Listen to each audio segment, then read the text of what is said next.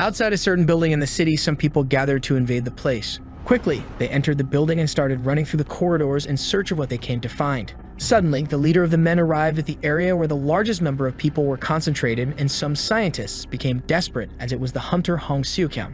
As a way of informing her leader, one of the intruding women pointed to a door, indicating that there were children trapped inside. They quickly broke the glass of the study center to free these people. In this case, they asked if the children were okay, but among them, there was one who showed no reaction, unlike his colleagues. With a smile on his face, the leader of the group said that now everyone was free, and meanwhile, the hunters in the background decided to check on their condition. According to the mysterious boy from earlier in Hong's arms, he asked if the boy was hurt anywhere on his body. In his view, the boy realized his situation where all the scientists who had kept him captive were now being subdued. At this moment in the boy's mind, he could only think about the expression of the arrogant leader who was now begging for his life on the ground. The hunter asked the little boy what his name was, but he initially did not understand what he meant by that. In such a case, he thought about what he would have to do to drive this man crazy, cheerfully responding that he was number 12. Hong, on the other hand, was a little confused and decided to put the boy down. Then he kicked the scientist responsible for the boy's creation, calling him a damned bastard. Seeing that situation, the boy believed that power was necessary,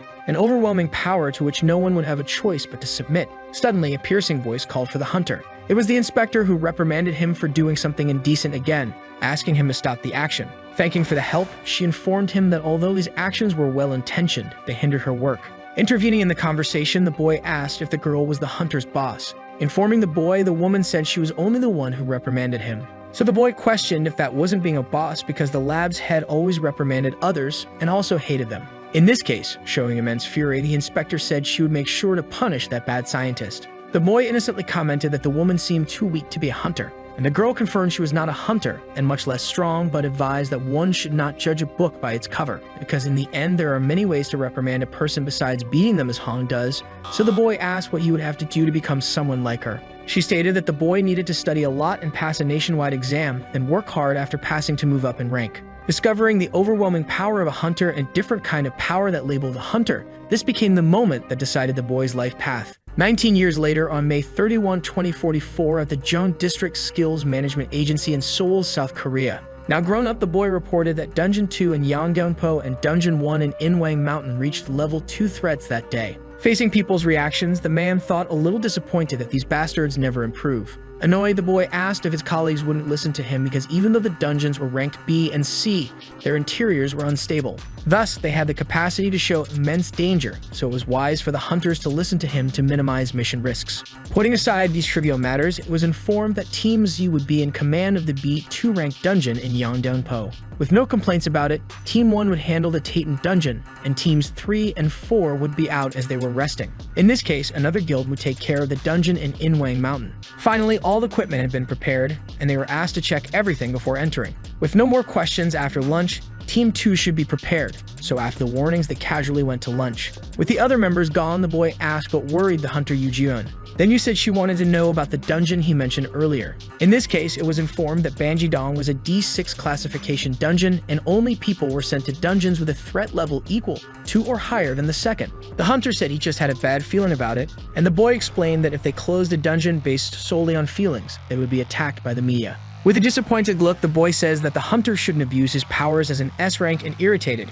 He replies that it's the boy who is abusing. Furious at the man's mockery, you say she would have fired him if it weren't for his excellent work, and the boy warns that if a hunter attacks a public official, it's terrible. Putting everything aside and now speaking seriously, he really warns that she has a bad feeling about this matter. However, the employee simply leaves, saying he doesn't have any more service hours in his contract. He also asks not to be hired again. Moreover, he comments excitedly that you won't be able to contact him anyway if he's in the dungeon. Days later in Busan, it is asked if this is the watch that was on the news. The boy responds that it is a masterpiece created by the government and the SK Mana Research Lab, still in its testing phase. In this case, some girls say that the man must be a great hunter, but he replies that he works in a skills management agency that helps them. Being directly affiliated with the director of the place, the girls realize that the boy is actually that person. Even though it's embarrassing, the man confirms that he is the son of the nation's best hunter, Hong Xiuqiang. The girls are impressed by this, but our protagonist states that Hong is just his adoptive father. It's said that he suffered an accident as a child, losing his parents.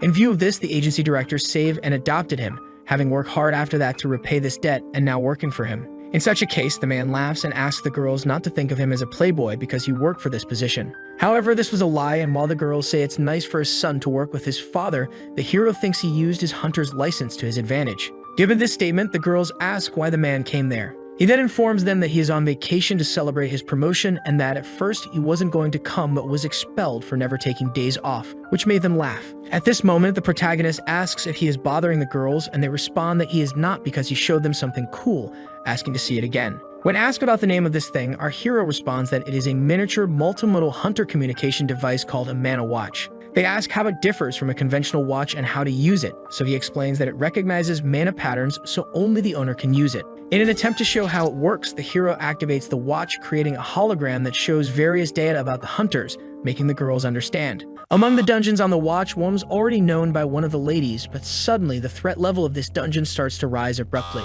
An alarm is triggered, turning the hologram's color to a vivid red. Thus, the dungeon's destruction is announced, making everyone at the place desperate. Obviously, these were very bad news. In this case, our hero grabs his phone to take a call. Upon answering, he comments that he already knows about the confusion in Banjidong and states that despite the high concentration of people, it's just a D-ranked dungeon. However, he was informed by the other person on the line that it was no longer a D-ranked dungeon because half of the Sampa district was destroyed as soon as the mission began. This information leaves the boy in complete shock, and the person continues explaining that the agency director is on the way and will send a helicopter for the hero. Already in the aircraft, the protagonist thought it was ridiculous that half a district had been destroyed.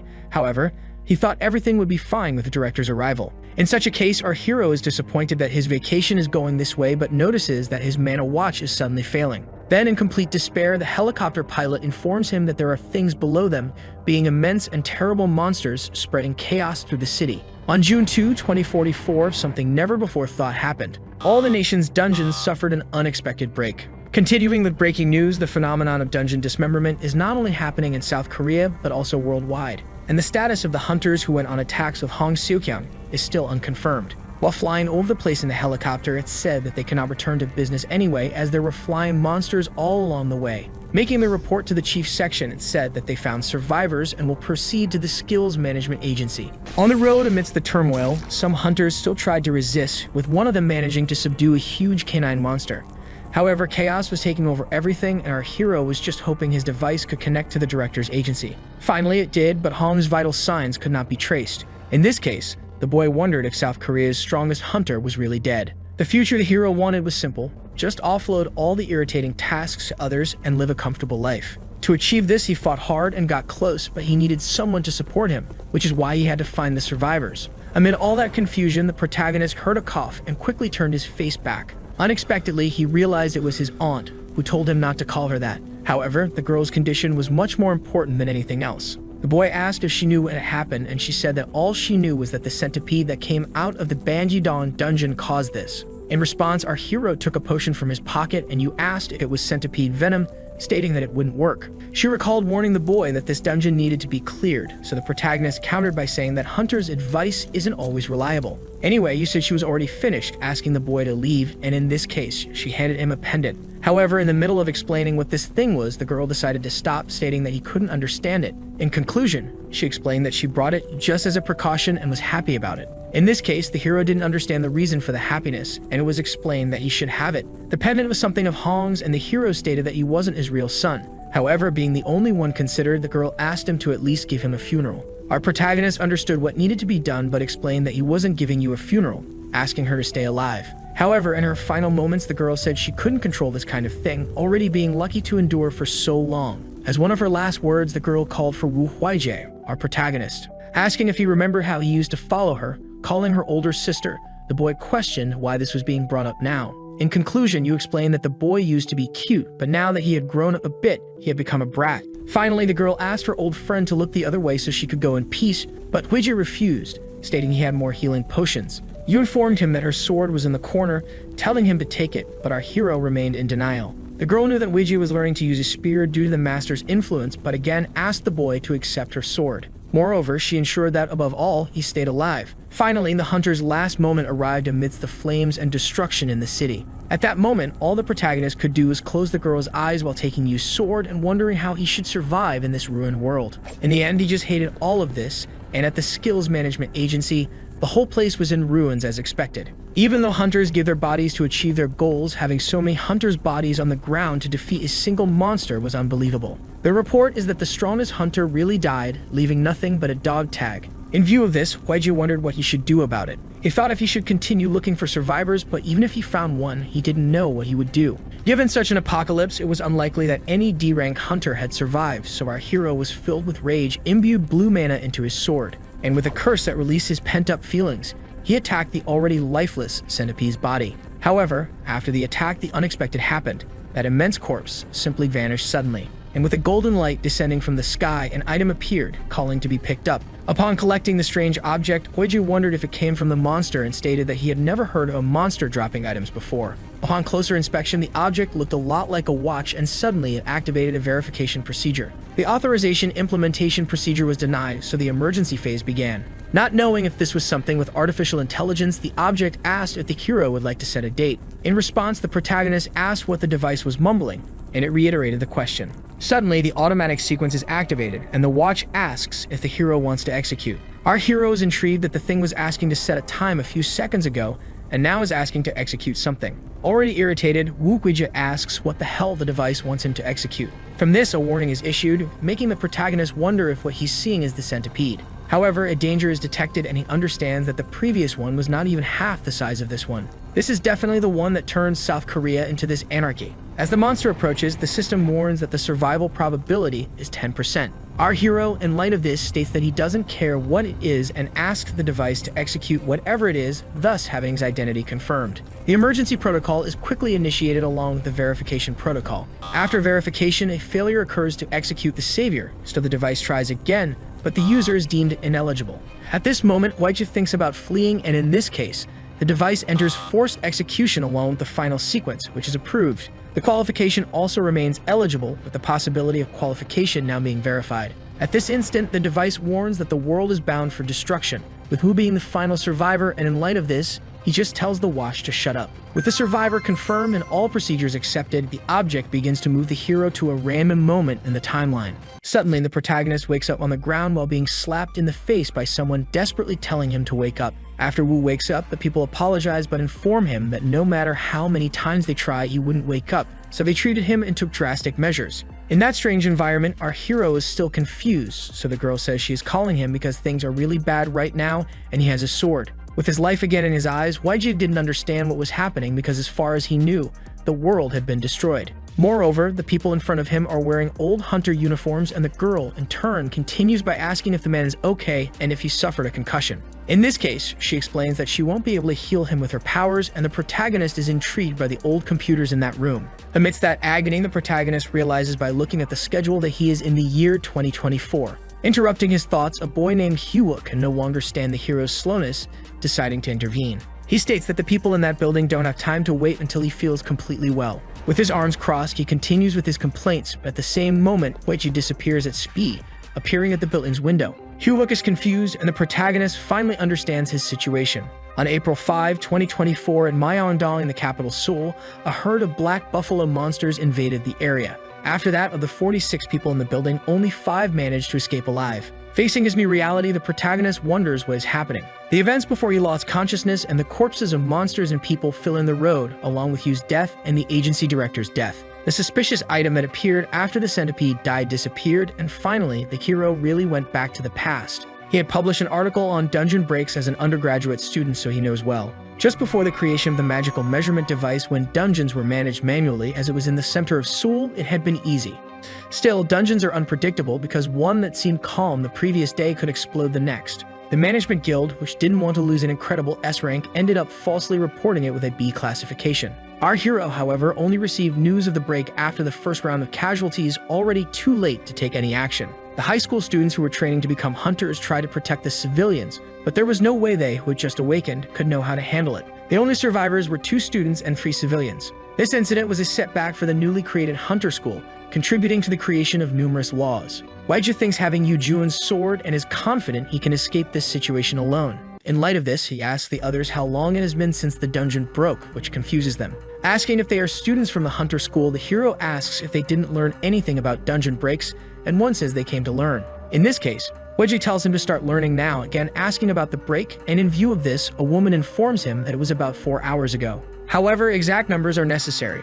In this case, the girl from before states it has been 3 hours and 40 minutes, and they haven't had communication with the outside for 2 hours. In his mind, the protagonist thinks that the agency director was in this team, and he blamed himself for only attacking the chief without realizing that his students were dying. However, this won't happen this time.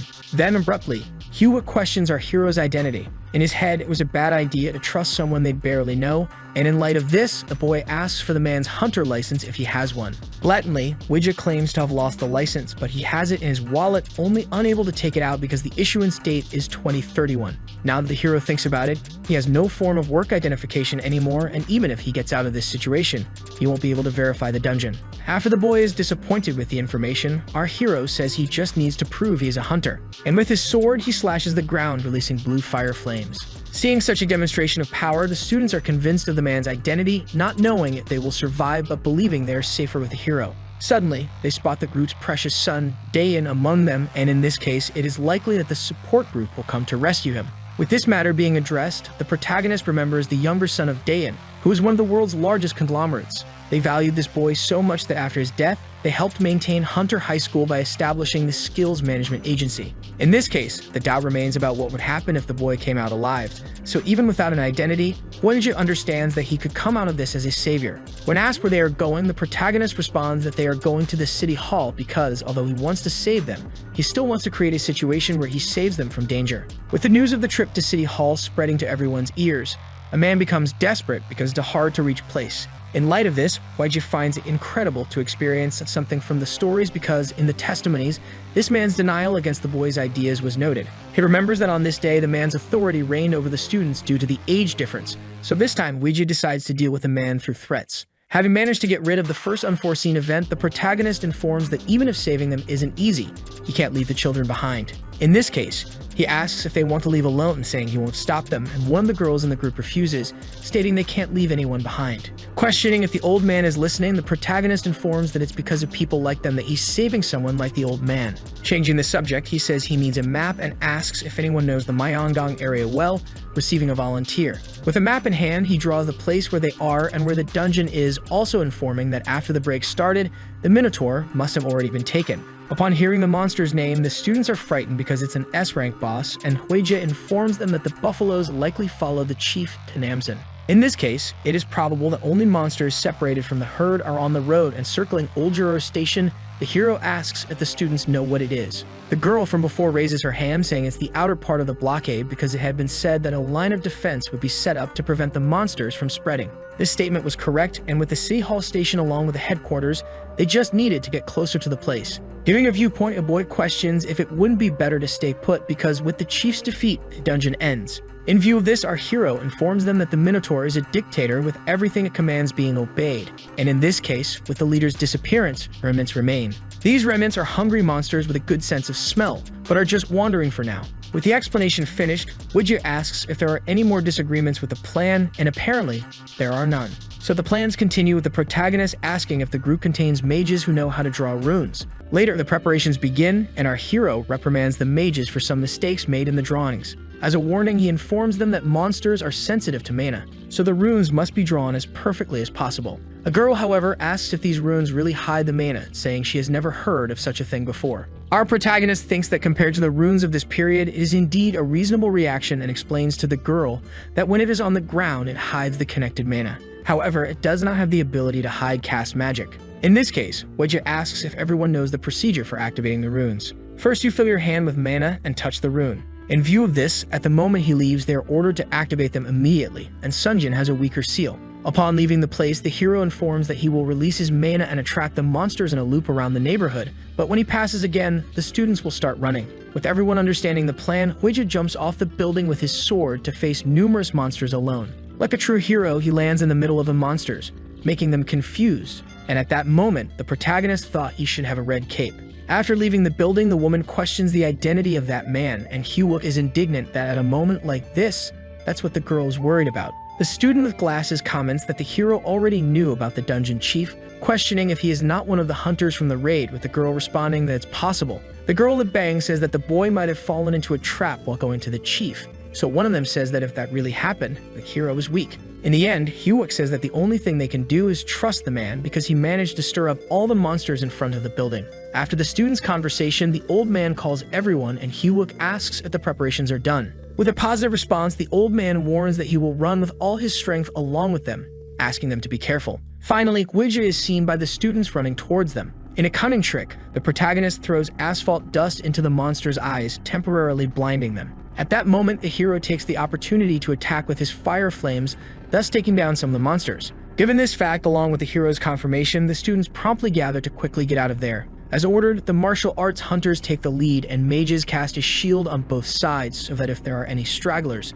the shields will block them. After that, the civilians will just run for their lives, and the healer, along with the swordsman, will stay at the rear. Suddenly, one of the herd monsters appears right next to Sungjin's face, leaving him speechless. However, quickly our hero comes to his rescue, landing a powerful kick on the bull's head, making it dizzy. Having seen his savior, Sungjin is worried, but Hwije, in a state of distress, just tells him to go away as fast as he can before it's too late. Releasing his power, blue flames take over the area and impregnate the monsters' bodies. Finally, Hwije reiterates his order, telling everyone to get out of there. From the top of the building, our protagonist can't understand where these bastards keep coming from. He thinks it was hard to get out of there and understands that he is responsible for attracting them, but still didn't expect such difficulty. In a brief summary of everything that happened, the hero leaks his mana on purpose to gather the monsters and erases a bit of the rune that hides mana so that Sungjin would be in danger. Just before being attacked by the monsters attracted by his mana, he made a sacrificial scene, and finally, a new hero was born. In the end, no one died and everything went perfectly well. In this case,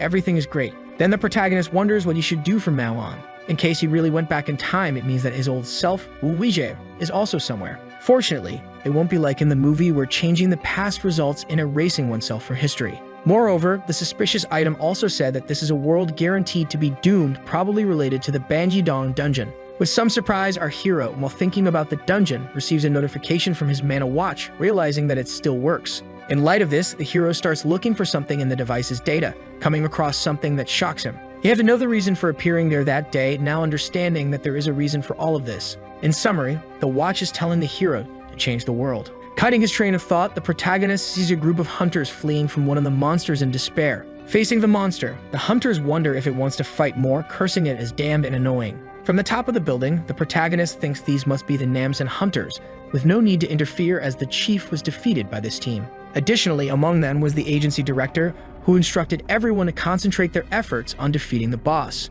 As if he were in a privileged position, the hero was impressed to witness the legendary Korean hunters of history fighting. One of the group members said it was time to act, casting a magic of wood and leaves to trap the animal's feet. In light of this, the hero recognized the unique archmage Kim Charman's magic, something that was completely lost after her death, being an honor to witness with his own eyes. The cause of her death was a mystery. The threat level of Banji-dong had not changed for 20 years, but 2 S-rank hunters could not do much, considering that a monster was hiding in the area. That's why the future could change if he continued to save those originally destined to die, like the school students. First, it was necessary to close the dungeon and then find the lair where the person who ascended Seoul was hiding. Considering his plans, Hwije thought it wasn't bad at all, as by rescuing them, he could still create a debt with them, ensuring his retirement in the future. Continuing the battle, the guild leader landed a blow with his spear, cutting the animal's foot. Kim, in turn, with all her available power, activated her vine elimination magic. At this moment, the immense monster screamed in pain while being immobilized by the vines. Injured, the boss, in an act of fury, tried to defend itself as best as it could. It grabbed a piece of construction beside it and swung its immense axe, trying to eliminate all the hunters. At that moment, Hwije decided it was time to head to City Hall, leaving the fight against the boss to the members of the hunter group. During the fight, the group's mage told Mr. Hong to cut the monster's remaining leg, and he quickly understood the command. The girl added more magic to her spell, contributing to immobilizing the monster. The guild leader moved to the buffalo's back. He managed to pierce the animal's flesh while more and more vines were launched. This impressed our hero, but more important than the group's abilities was the fact that the monster started to fall on top of the building where Hwije was. The group leader, after wiping sweat from his face, unexpectedly spotted a person on top of the building. At this moment, the hunters became worried, but Hong said it was not a civilian because the person was wielding something. To defend against the fallen monster, Hwije made a vertical slash imbued with blue flames, completely finishing off the monster. The hunters were left speechless, unable to believe what they had just seen, and the buffalo was completely incinerated. Amidst the monster's body, our hero raised his hand showing he was alive and told the hunters not to worry about him and to get back to work.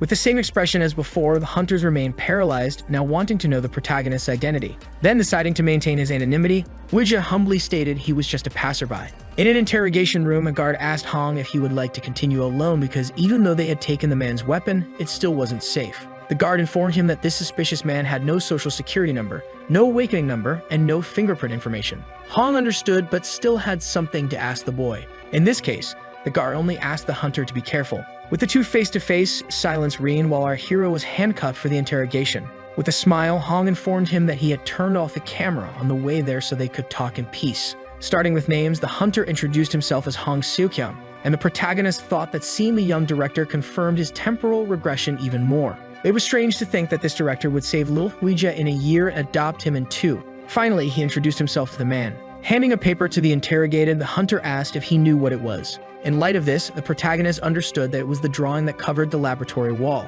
Seeing the boy's intrigued expression, Hong already had his question answered, which left Huija surprised for having let it slip. In this case, the hunter asked the boy not to be nervous because he was only there to talk. Moreover, Hong informed him that they were very worried about him, which confused Huija because in his mind, no one there knew him.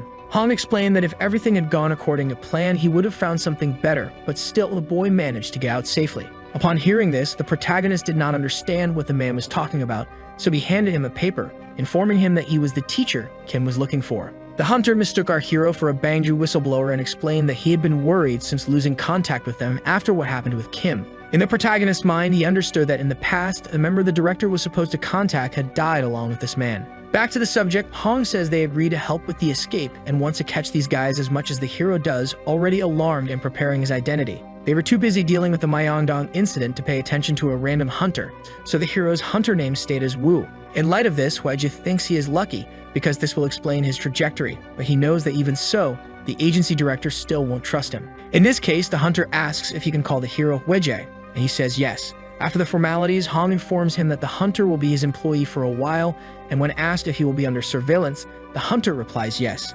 Anyway, while extending his hand to the protagonist, the man says he looks forward to working with the boy. In the end, even in another timeline, our hero ended up working with the agency director.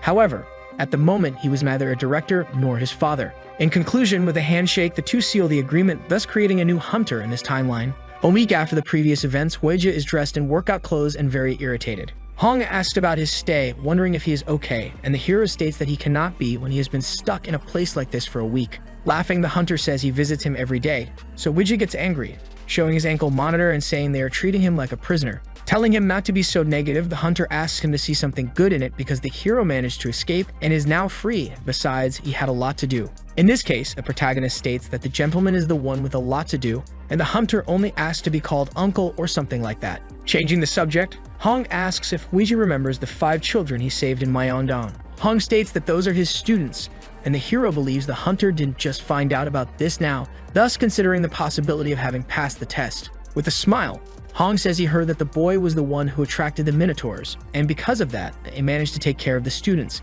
If the bait had been thrown, it was a fact that the damage would have been much worse. In this case, the protagonist starts to understand how this matter will be handled. Initially, the hunter wanted to know where all those buffaloes came from, but what matters in the end is that the results were good and the children are fine. In this case, he says he is thinking of something, but the hero knows that the results of this man's thoughts are never good. Knowing the skill level of his students, saving them would already be difficult, but the protagonist managed to save even the civilians. Many students were crying because Hong found the savior and feeling the need to repay the deed. After thinking a little, he takes something out of a folder. With a contract taken out of the folder, the hunter asks the hero to teach them. It is informed that the protagonist will be very suspicious if he follows him into the dungeons, but if he works as a teacher, he can mask his identity. Understanding the man's request, Huija thinks about the matter a little before giving his answer. Just looking at the agency director, it was clear how deep the bond between disciple and master ran. At the agency, there are many people who consider the director their teacher. They would have done very well on their own but voluntarily joined the agency. If Wu creates a good connection with these guys, they should guarantee his future after saving the world,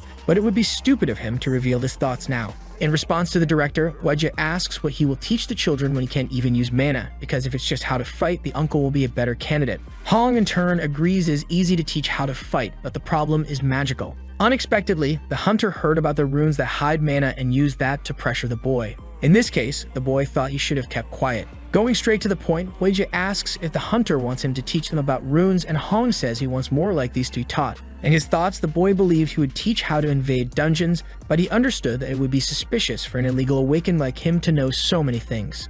Excitedly at first, the hero states that runes are not magical, and that he is not suitable to teach, but Hong rebuts everything, stating that Wu is the perfect teacher. In this case, the protagonist wonders if he should just say he made them and patent them immorally. However, even if he didn't patent them, he would still be able to save many lives by spreading the knowledge about them because he wouldn't be able to save everyone personally. Laughing, Hong just hands him the pen, saying the boy knows he will do it anyway. Taking the pen to sign the contract, Wenja says he is doing this only for the children. Hong explains that he is already taking care of the certified copies in the bank account. Additionally, he informs that the school is his, so Wu will be listed as a guild member. Since the hero wasn't doing dungeon raids, there was no other incentive, so his monthly salary was based on minimum wage, which shocked Huija. Furthermore, the protagonist will receive only 90% of this during the internship period, and as for vacations, he won't be able to give them since it is a business of only 5 people. However, it is said that they take days off on public holidays, and although the children call them even on those days, the choice to go will be up to him. In the end, only after signing the contract did Wu realize he was being tricked.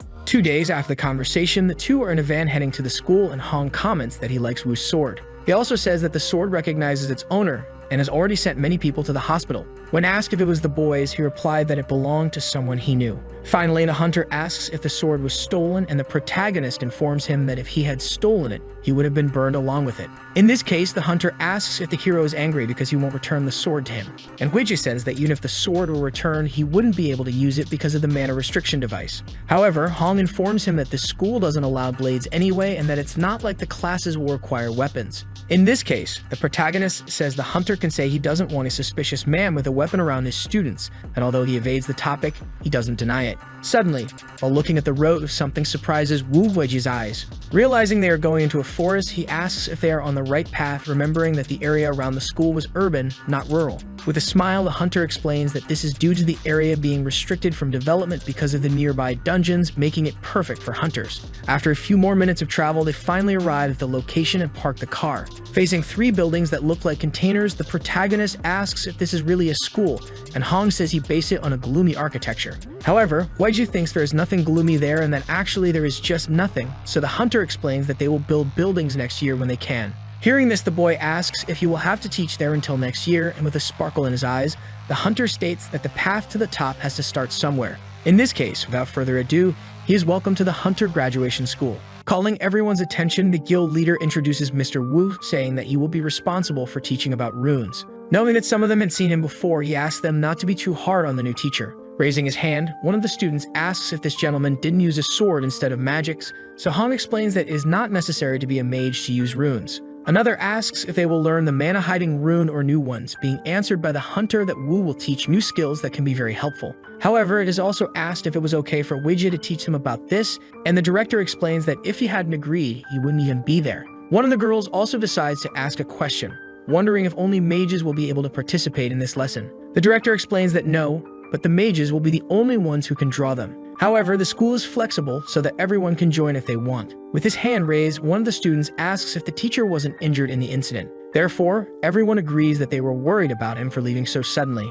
All the students were commenting among themselves that they thought the worst had happened, asking if the teacher was sure of his condition. Hearing this, the heart of our hero warms, understanding that these kids are kind and innocent, being different from the hunters 20 years later. If someone died, it was their fault, but if you survived, it was thanks to them. This was the attitude that the whole world had in the future. The protagonist thinks that the person who was stabbed in the back by a group member in the dungeon and ended up dying was one of these students. As he looks around the room, something catches the protagonist's attention. It's Park Seo-yin, who looks very different from the last time he saw her. In just 10 days since the incident, the girl has already become the witch he knows. On April 5, 2024, in the Myeongdong dungeon. Talking among themselves, one of the students asks Soo-yin to take a look at the rune he drew. Advising, the girl says she doesn't think the line should be so long, and the student with glasses realizes his mistake. He says it's very difficult, but the girl makes it look easy. In this case, she says her grandfather taught her when she was young. Back to work, the girl asks the boy to draw Hyunwook's rune because she will draw Sumyin's. In this case, he asks if the student isn't tired.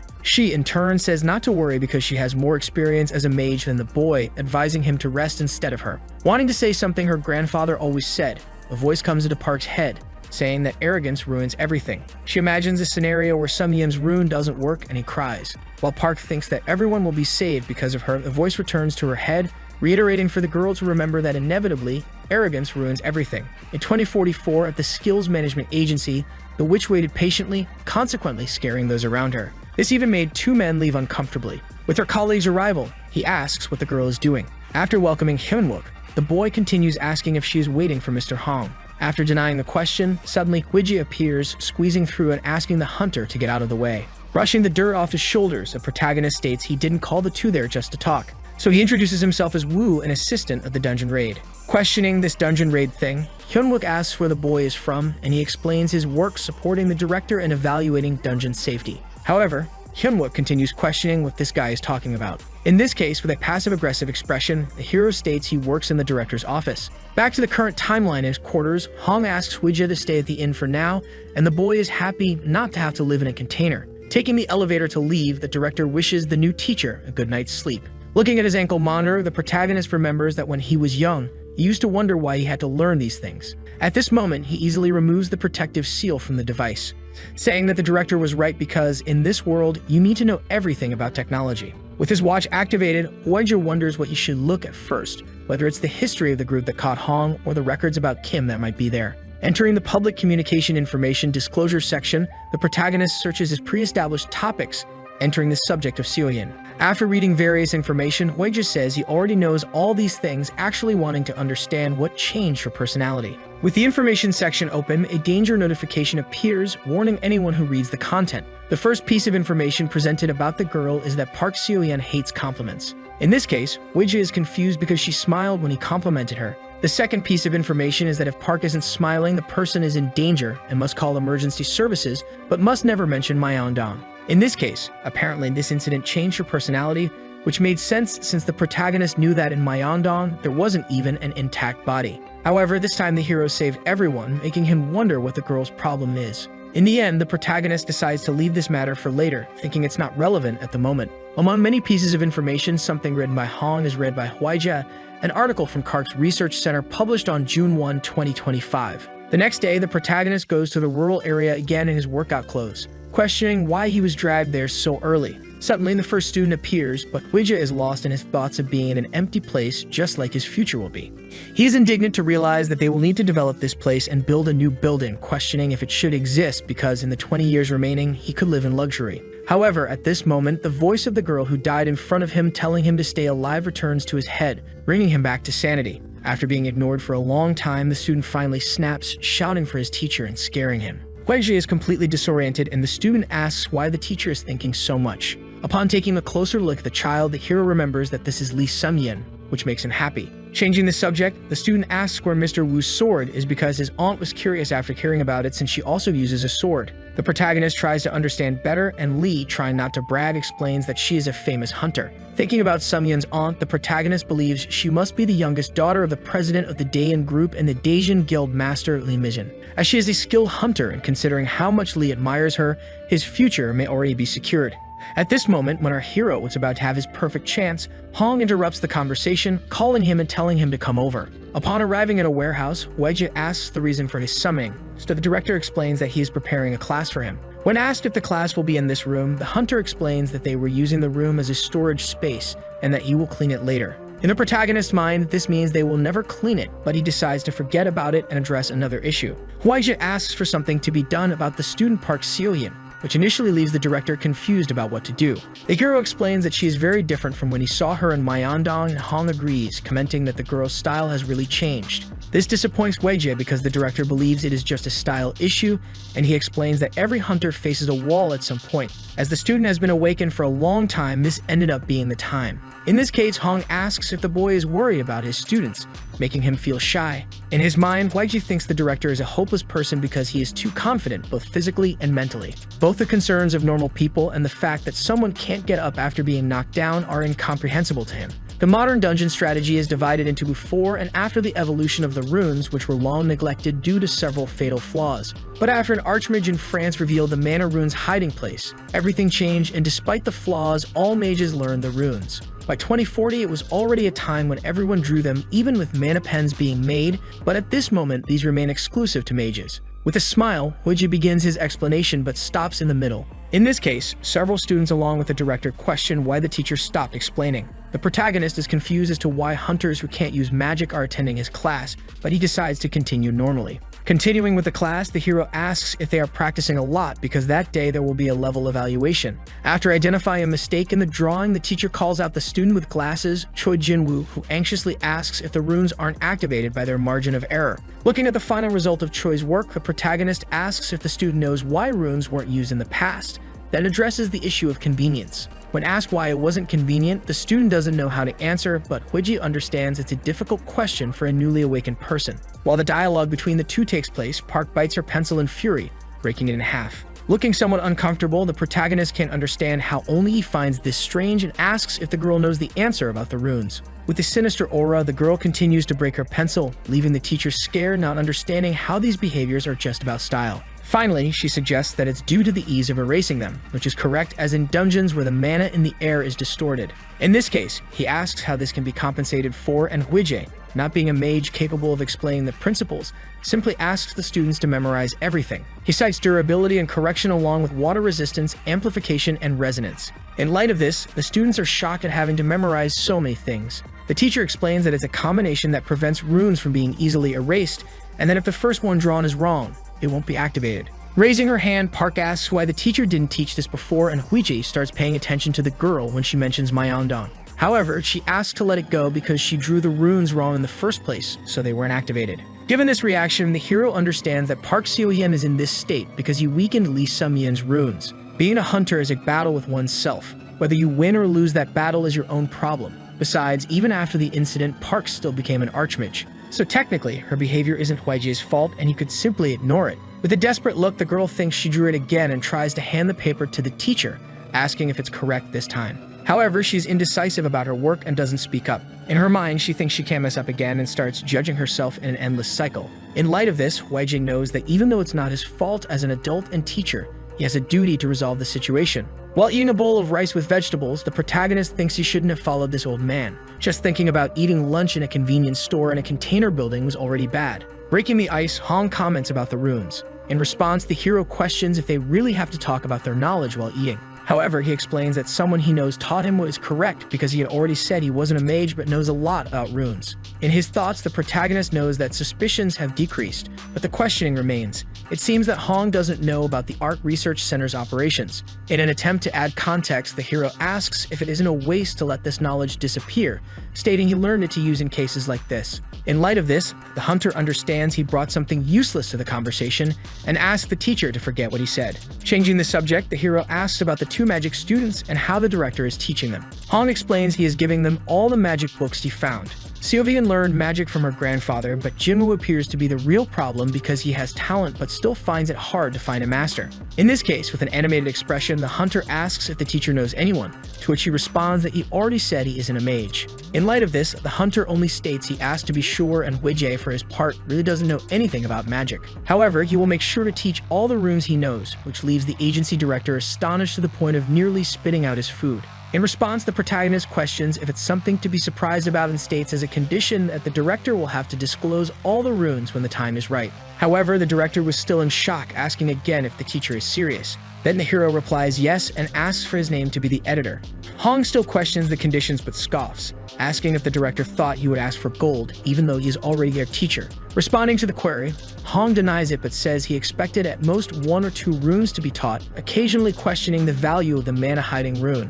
Huiji explains that he indeed planned to teach only a few things at first, but seeing the state of those children, it became obvious that they would die sooner or later. In this case, the hunter asks if the mage who created the runes gave permission to teach others, and the hero explains that this person would be happy to be saving lives. It is said that a French mage created the mana-hiding rune and its uses, and even with people making large amounts of money, he only wanted everyone to use them.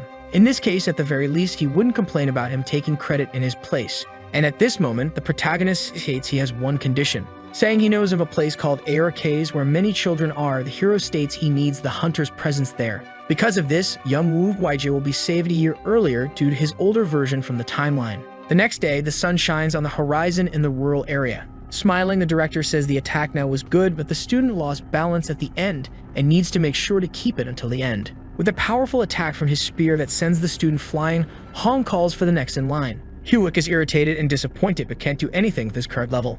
At this moment, another student attacks the director from behind while Hyuk prepares to help by attacking from the front. However, the veteran hunter easily fends off the two, humiliating them. After defeating his students, the hunter laughs and asks the cute kids to come at him again, which makes our hero disgusted by their lack of elegance. Then the protagonist redirects his attention to his students, who despite having an outdoor class remained elegant except for Jin's outburst. In this case, he understands that the students are at the age to do this kind of thing. Hwaejia asks Park if she is drawing what he instructed and asks to see if she is doing it correctly, but the girl firmly refuses. She explains that she will show it later once she can draw better, and the teacher is confused because his intention was to praise her to boost her confidence. So he explains that his role there is to help the students improve, but the girl again refuses, saying she will hand it in later. A bit anxious, the teacher tries to explain that he needs to see if she is cultivating a bad habit so he can correct it. Deep down, our hero knows he needs to encourage them in any way he can, but he doesn't understand how to motivate them. Reflecting on his past, the protagonist can only remember the mockery he made of the hunters,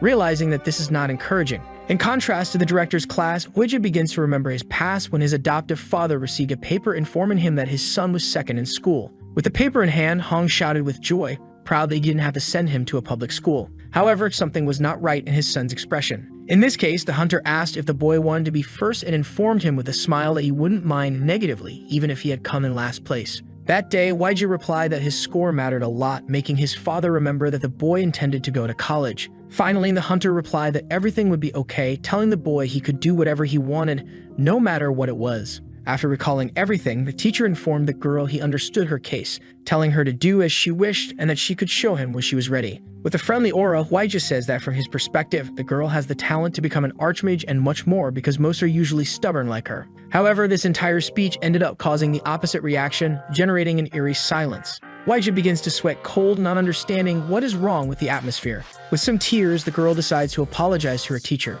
She hands him her work paper, saying she will let him check it. The teacher reiterates that the student can do as she wishes. Park continues holding the paper, and Hwaejia tries to comfort her, saying she can take as long as she needs. But the girl insists that she was wrong while tears fall from her eyes. Faced with this reaction, the teacher is frightened, unsure if he said something wrong and thinks they should stop here. In this case, the protagonist tells the students to clean everything up and go home, and Jin thanks him for the lesson while Park nods. As the girl leaves, our hero thinks she didn't cry just because she was touched and simply can't understand where he went wrong. A security guard opens the door for the young master to get into the car while some of the students are around. As they leave, they say goodbye to the teacher, who wishes them a safe trip. Hwaejia asks if the students' homes are nearby and Hong denies, informing him that they have a place nearby that they can use as a dormitory. This shocks our hero, but he changes the subject to the sad cases of child abductions that are on the rise recently. It is said that the targets are usually awakened children, and the kidnappers do not ask for ransom. Moreover, witnesses do not care, and the kidnappings can occur in broad daylight. With a serious look, Hong comments if the place the protagonist mentioned is the Ark Research Center. In this case, Hwaejia asks if the hunter thinks all the children at Ark are kidnapped, which confuses the hunter. There are orphanages among the places managed by the agency, including the side he knows. In this case, it is certain that many are being exploited in secret. So Woo Hwaejia's condition is that the hunter saves all the children but also lets him participate in the operation. In this case, Hong asks if the boy realizes that he has made many confessions to him. The protagonist, in turn, asks the director to calm down, questioning if he would just take the children and end it without even looking around the research center. However, Hong states that the current teams already have enough members, but he is sure that the boy is hiding people who can breach Ark's security. To try to explain his reasons, Hwaejia says that there is a person he needs to find among the kidnapped children. Hong observes the hero's expression with some suspicion, but ultimately realizes that the hero is not lying. Finally, the agency director accepts the terms, informing him that it will be important for them to have a guide. However, he warns that it will take some time since they need to gather useful people, and when asked if they will be trustworthy, Hong confirms they will be. After all, the hunter was the type of person who didn't mess around when it came to children. The next day, the sky was clear and bright, with birds flying in harmony. Upon conducting a deeper analysis of his students, the teacher understands that Park is as gloomy as ever, while Jinwoo is measuring the room. Suddenly, some students appear for a visit, and apparently, our hero doesn't like his suck-up student. The girl accompanying Sungyeon is introduced as Soonjin, and the teacher asks if they aren't supposed to be in class now. The boy just ignores it, stating that the magic students are strange because they don't even take a lunch break. Then Hwaejia explains that they are reducing it on their own. In the end, the student understands that it's due to their class, but he says he can't sit in the same place for too long, and the hero asks if the boy is a swordsman. Sungyeon confirms he is and asks where his teacher's sword is, to which he replies that the director instructed him not to carry it around the school. Disappointed, the student says he wants to see it up close. And now that the hero thinks better, since there are two Ouijas in this place, it means there are two Yujuan swords. In this case, if there are two swords with this performance, even if it's not his main weapon, it's still quite tempting. After a luxurious car parks at the location, a girl gets out, and Hong greets her happily while she complains about the ruined roads. Unexpectedly, Archmage Kim Chaemin appears right in front of everyone, and in Huiji's mind, he knows this didn't happen in the past and shouldn't be happening now. On his magical device, information about the girl is displayed, such as her position, unique magic, and teacher. With a sweet expression, the girl thanks for the offer but believes the only thing she can teach is the basic use of mana. Her magic requires high compatibility, and she believes none of the students have the aptitude for it. However, observing the girl who is Park Myo-yeon's granddaughter, the mage comments that she probably already knows the basics, but Hong says she doesn't. Kim then asks why the director called her, saying she initially thought it was related to Arc.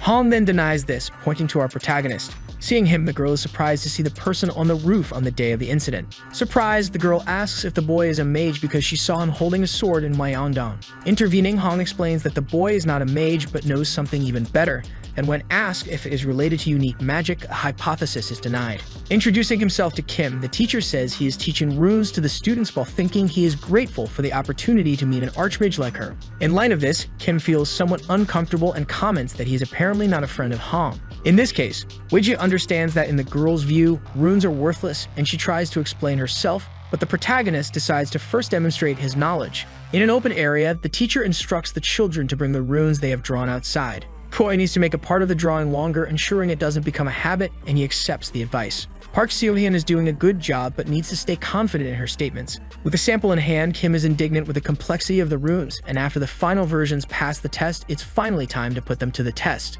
Activating one of the runes, a huge flame bursts out of the paper, leaving the girl very impressed. With the second activation, a brief rain starts, extinguishing the generated fire and turning it into smoke. Seeing this presentation before her eyes, Kim finds it all magical. However, she is irritated for not feeling any mana, questioning how the boys did it. With this, the teacher praises his students with a smile because even an archmage couldn't detect mana in their work. In this case, the real power of the mana-hiding rune is finally demonstrated to everyone. As it is the first time the girl sees something like this, she understands that the overlapping lines provide a different function, working better than if they were destroyed. Hong explains that Ouija learned them from a mage. In this case, Kim begins to exude a sinister aura while asking the director to accept her as a student. Grabbing the hunter by the collar, the girl asks if she can also learn the runes. She states that she doesn't need a salary or anything, just needs to be allowed to take the class. In light of this, Hong's expression starts to become more favorable. In this case, Kim gets the director's approval, leaving all the responsibility to our protagonist.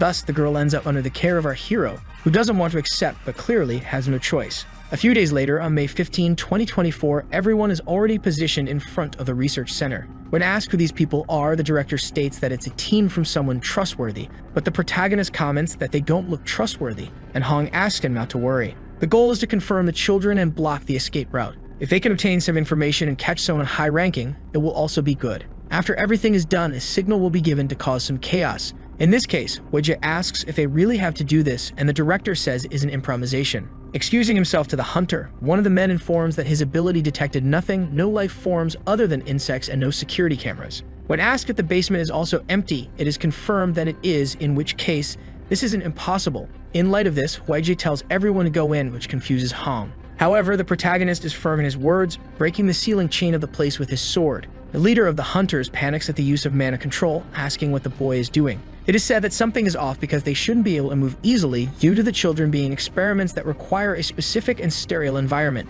Entering further into the place, our hero starts typing a password into one of the research center's doors. Upon completion, authorization is granted, and Hong comments that it would have been good if the hero had told him the code beforehand, but Ouija liked having tricks up his sleeve. After entering the elevator, the protagonist presses the 5th floor, which intrigues the director because it seemed like a high place. However, he is informed that it is the complete opposite. They are going to the lowest floor, the 5th basement level. Arriving at the 5th floor, one of the heroes comments that there is nothing there either, but it's not as if they knew they would be there. In this case, Ouija asks the hunters not to use any magic because the men initiated their emergency invasion protocol known as Pompeii.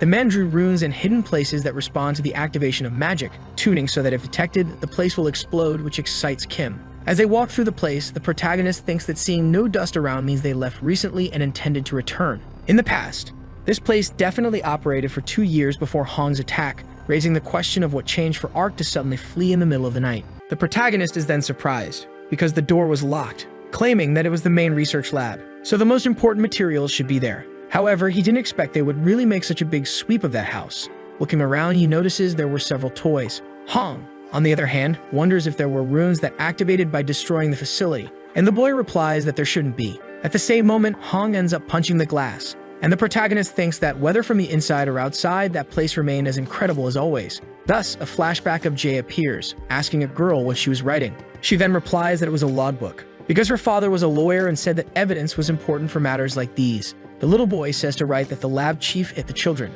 However, the girl says he didn't do that. Lee then takes the paper and says to write it that way, because that way it wouldn't be a lie. Thus, she could end up being a witness. Right after, the scene cuts again to another place, and an irritated girl wonders if that had been just a waste of time. Hong replies that it had not been a waste of time, because that was the Ark Research Center. The girl says she wouldn't have said that if she had some information about the research. However, that was not what he had promised. Next, another man shows up saying that he had removed all the explosives. Misen says that he was talking to her indirectly, mentioning that he could be hiding something from her, asking what it could possibly be. Right after, Hong starts looking at the protagonist. Misen says they needed some time to talk, and that's why they should leave already. Hong then asks if the girl had finished organizing, and she replies that she had. Misen says that the man had said there was nothing left, and the guy replies that it wasn't anything from the lab researchers, and had been left behind because a child was kidnapped. And actually, to be more precise, it was the protagonist's younger brother. The girl then starts analyzing that information, wondering what it was, because that dungeon had been a failure, supposing that someone might have escaped. Thus, 2 days pass by, and the scene cuts to a seemingly sad girl. Then Jay shows up, asking if she was watching the ants, and the girl replies that she wasn't. Jay, on the other hand, asks what the girl was doing, to which she replies that it was nothing much. Observing the girl, Jay thinks that, since he didn't remember her, she was probably already dead for some time, asking what she was doing alone in that place, and if, by any chance, she was making her friend fight alone. And the girl replies that yes, because they couldn't beat the other person even with the 2 of them together against him. Jay thinks she was right, because that boy showed quite a bit of potential, even when compared to Park, and the rest wasn't that bad either. The girl, in turn, asks him to stop looking at the 2. Lee asks him about the idea for that battle, and the girl replies that it was the other man. Meanwhile, that fight was still going on, and the other boy seemed to be a bit irritated about something, saying that it was cheating. But the other boy asks if he didn't remember what the teacher had said, because you never know what might happen in a dungeon. For that reason, you should pair up with someone else, in case he got angry. Next, a car shows up at the place, where an unknown person appears, and then Lee shows up, calling that woman aunt. Mission, in turn, shows up, asking how the young man was. Lee replies that he had already told her not to call him that in public, and Mizzen, looking at the other boy, mentions that he had improved a lot. Surprised, he asks if that was true, because he had practiced his swordsmanship a lot. Mission says it was very good to have left him with Hunter Hong, so she wished the other younger ones had taken after him. Looking at the other boy, she mentions that he had grown a lot since the last time she saw him, asking if by any chance he wanted to join her guild, so she would treat him well like a sister. However, Lee then appears, saying that she was actually very old. Replying back, Misen says that he still didn't have a girlfriend. Then an argument between the 2 happens. The protagonist, watching that situation, thinks he had heard before that Misen adored her nephew. That's why he thought they would be more affectionate.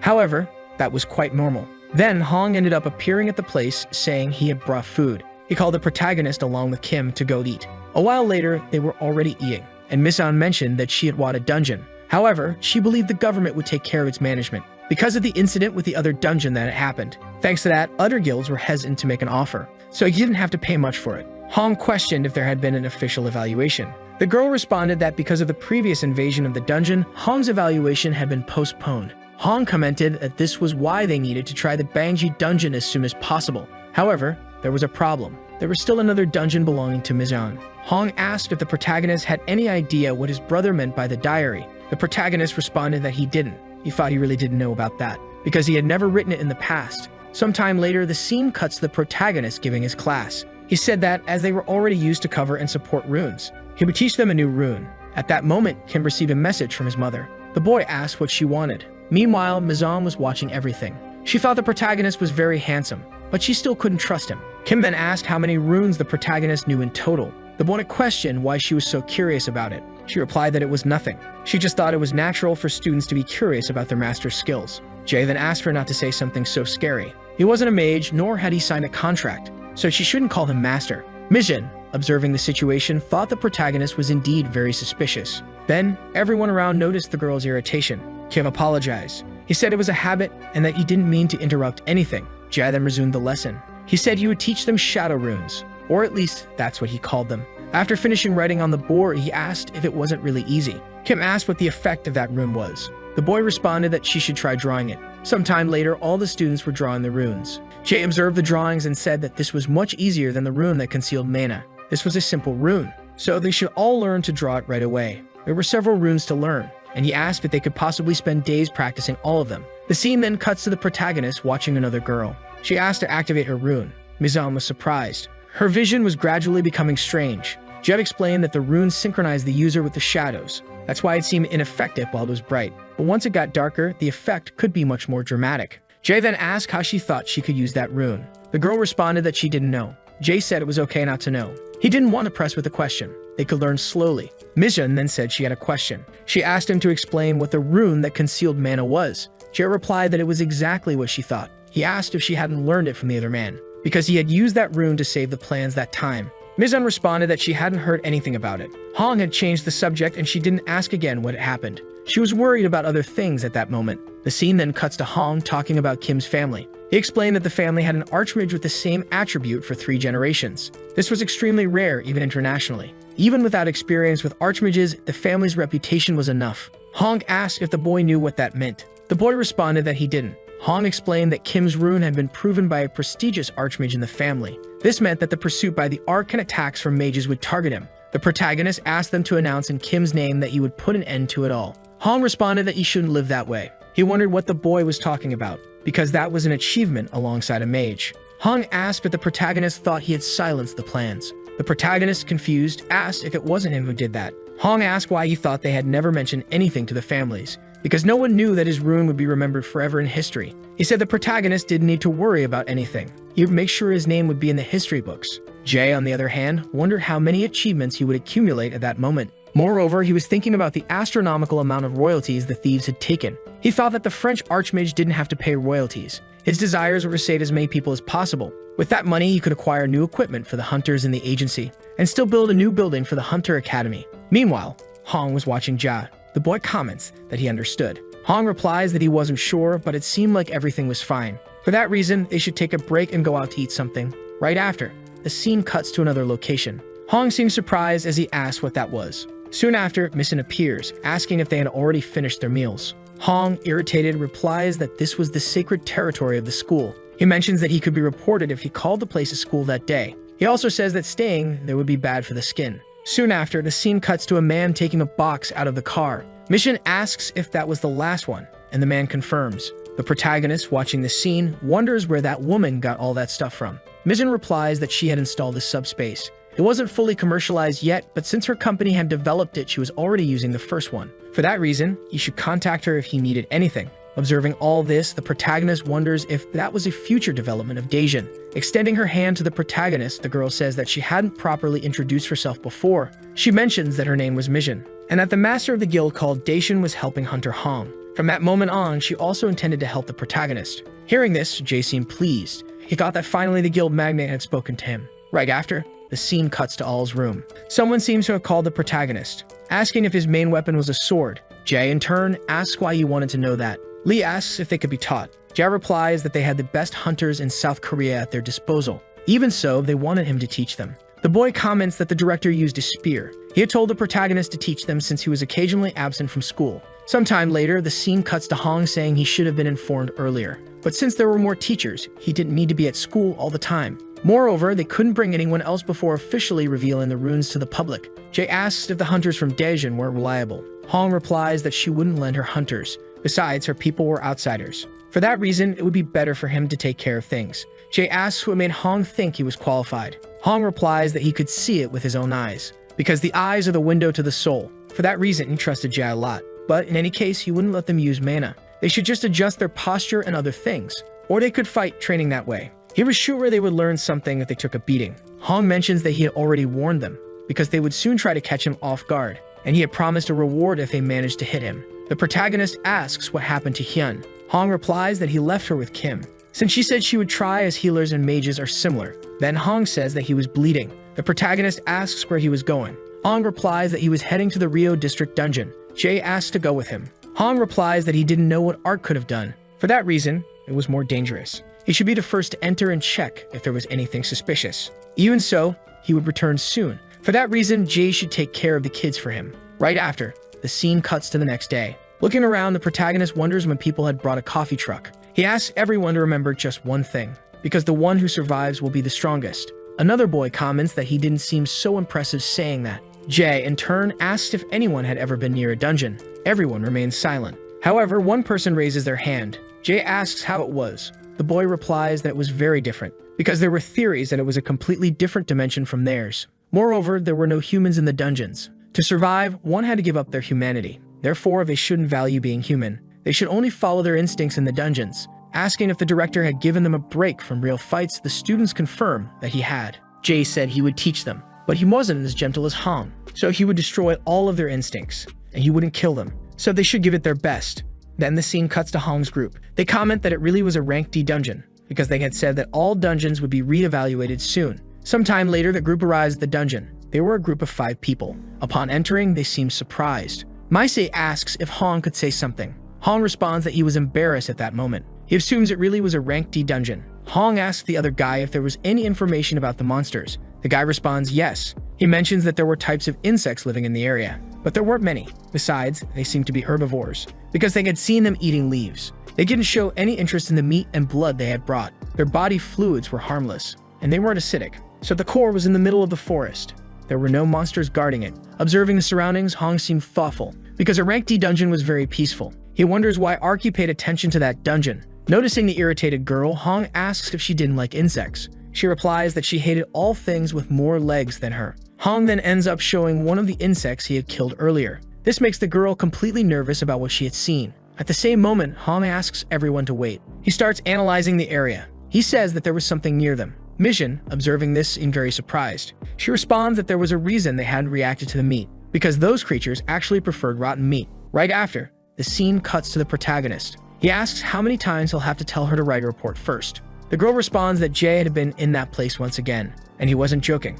For that reason, she needed to clean herself up. Telling the girl to leave, Jae says that he needed to work. At the same moment, the boy wakes up, realizing that all of that had actually just been a dream. He wonders why she hadn't done that secretly on her own, and wanted to know why someone who never listened to him had asked for permission. But even so, he should forget all that and get back to work at once. Then the scene cuts to that place from before. The boy asks if the protagonist could tell the director to hurry up. Jae says he didn't have his number. For that reason, he wasn't sure what the guy had been doing for the last 4 days. However, if he had the energy to talk, then he should have rested properly. He asks if, by any chance, they wanted to start again. Shaken, the guy then apologizes. He says he wasn't sure what they had done. Observing the students, the protagonist says they already seemed very exhausted. For that reason, they doubted they were acting the same way with the director. However, the other girl responds that the director hadn't pressured them so hard. At the same moment, someone else appears asking if, by any chance, they wanted some water. So all the students seem more relieved. The other girl, Happy, says that he really was the healer, because they had really saved them.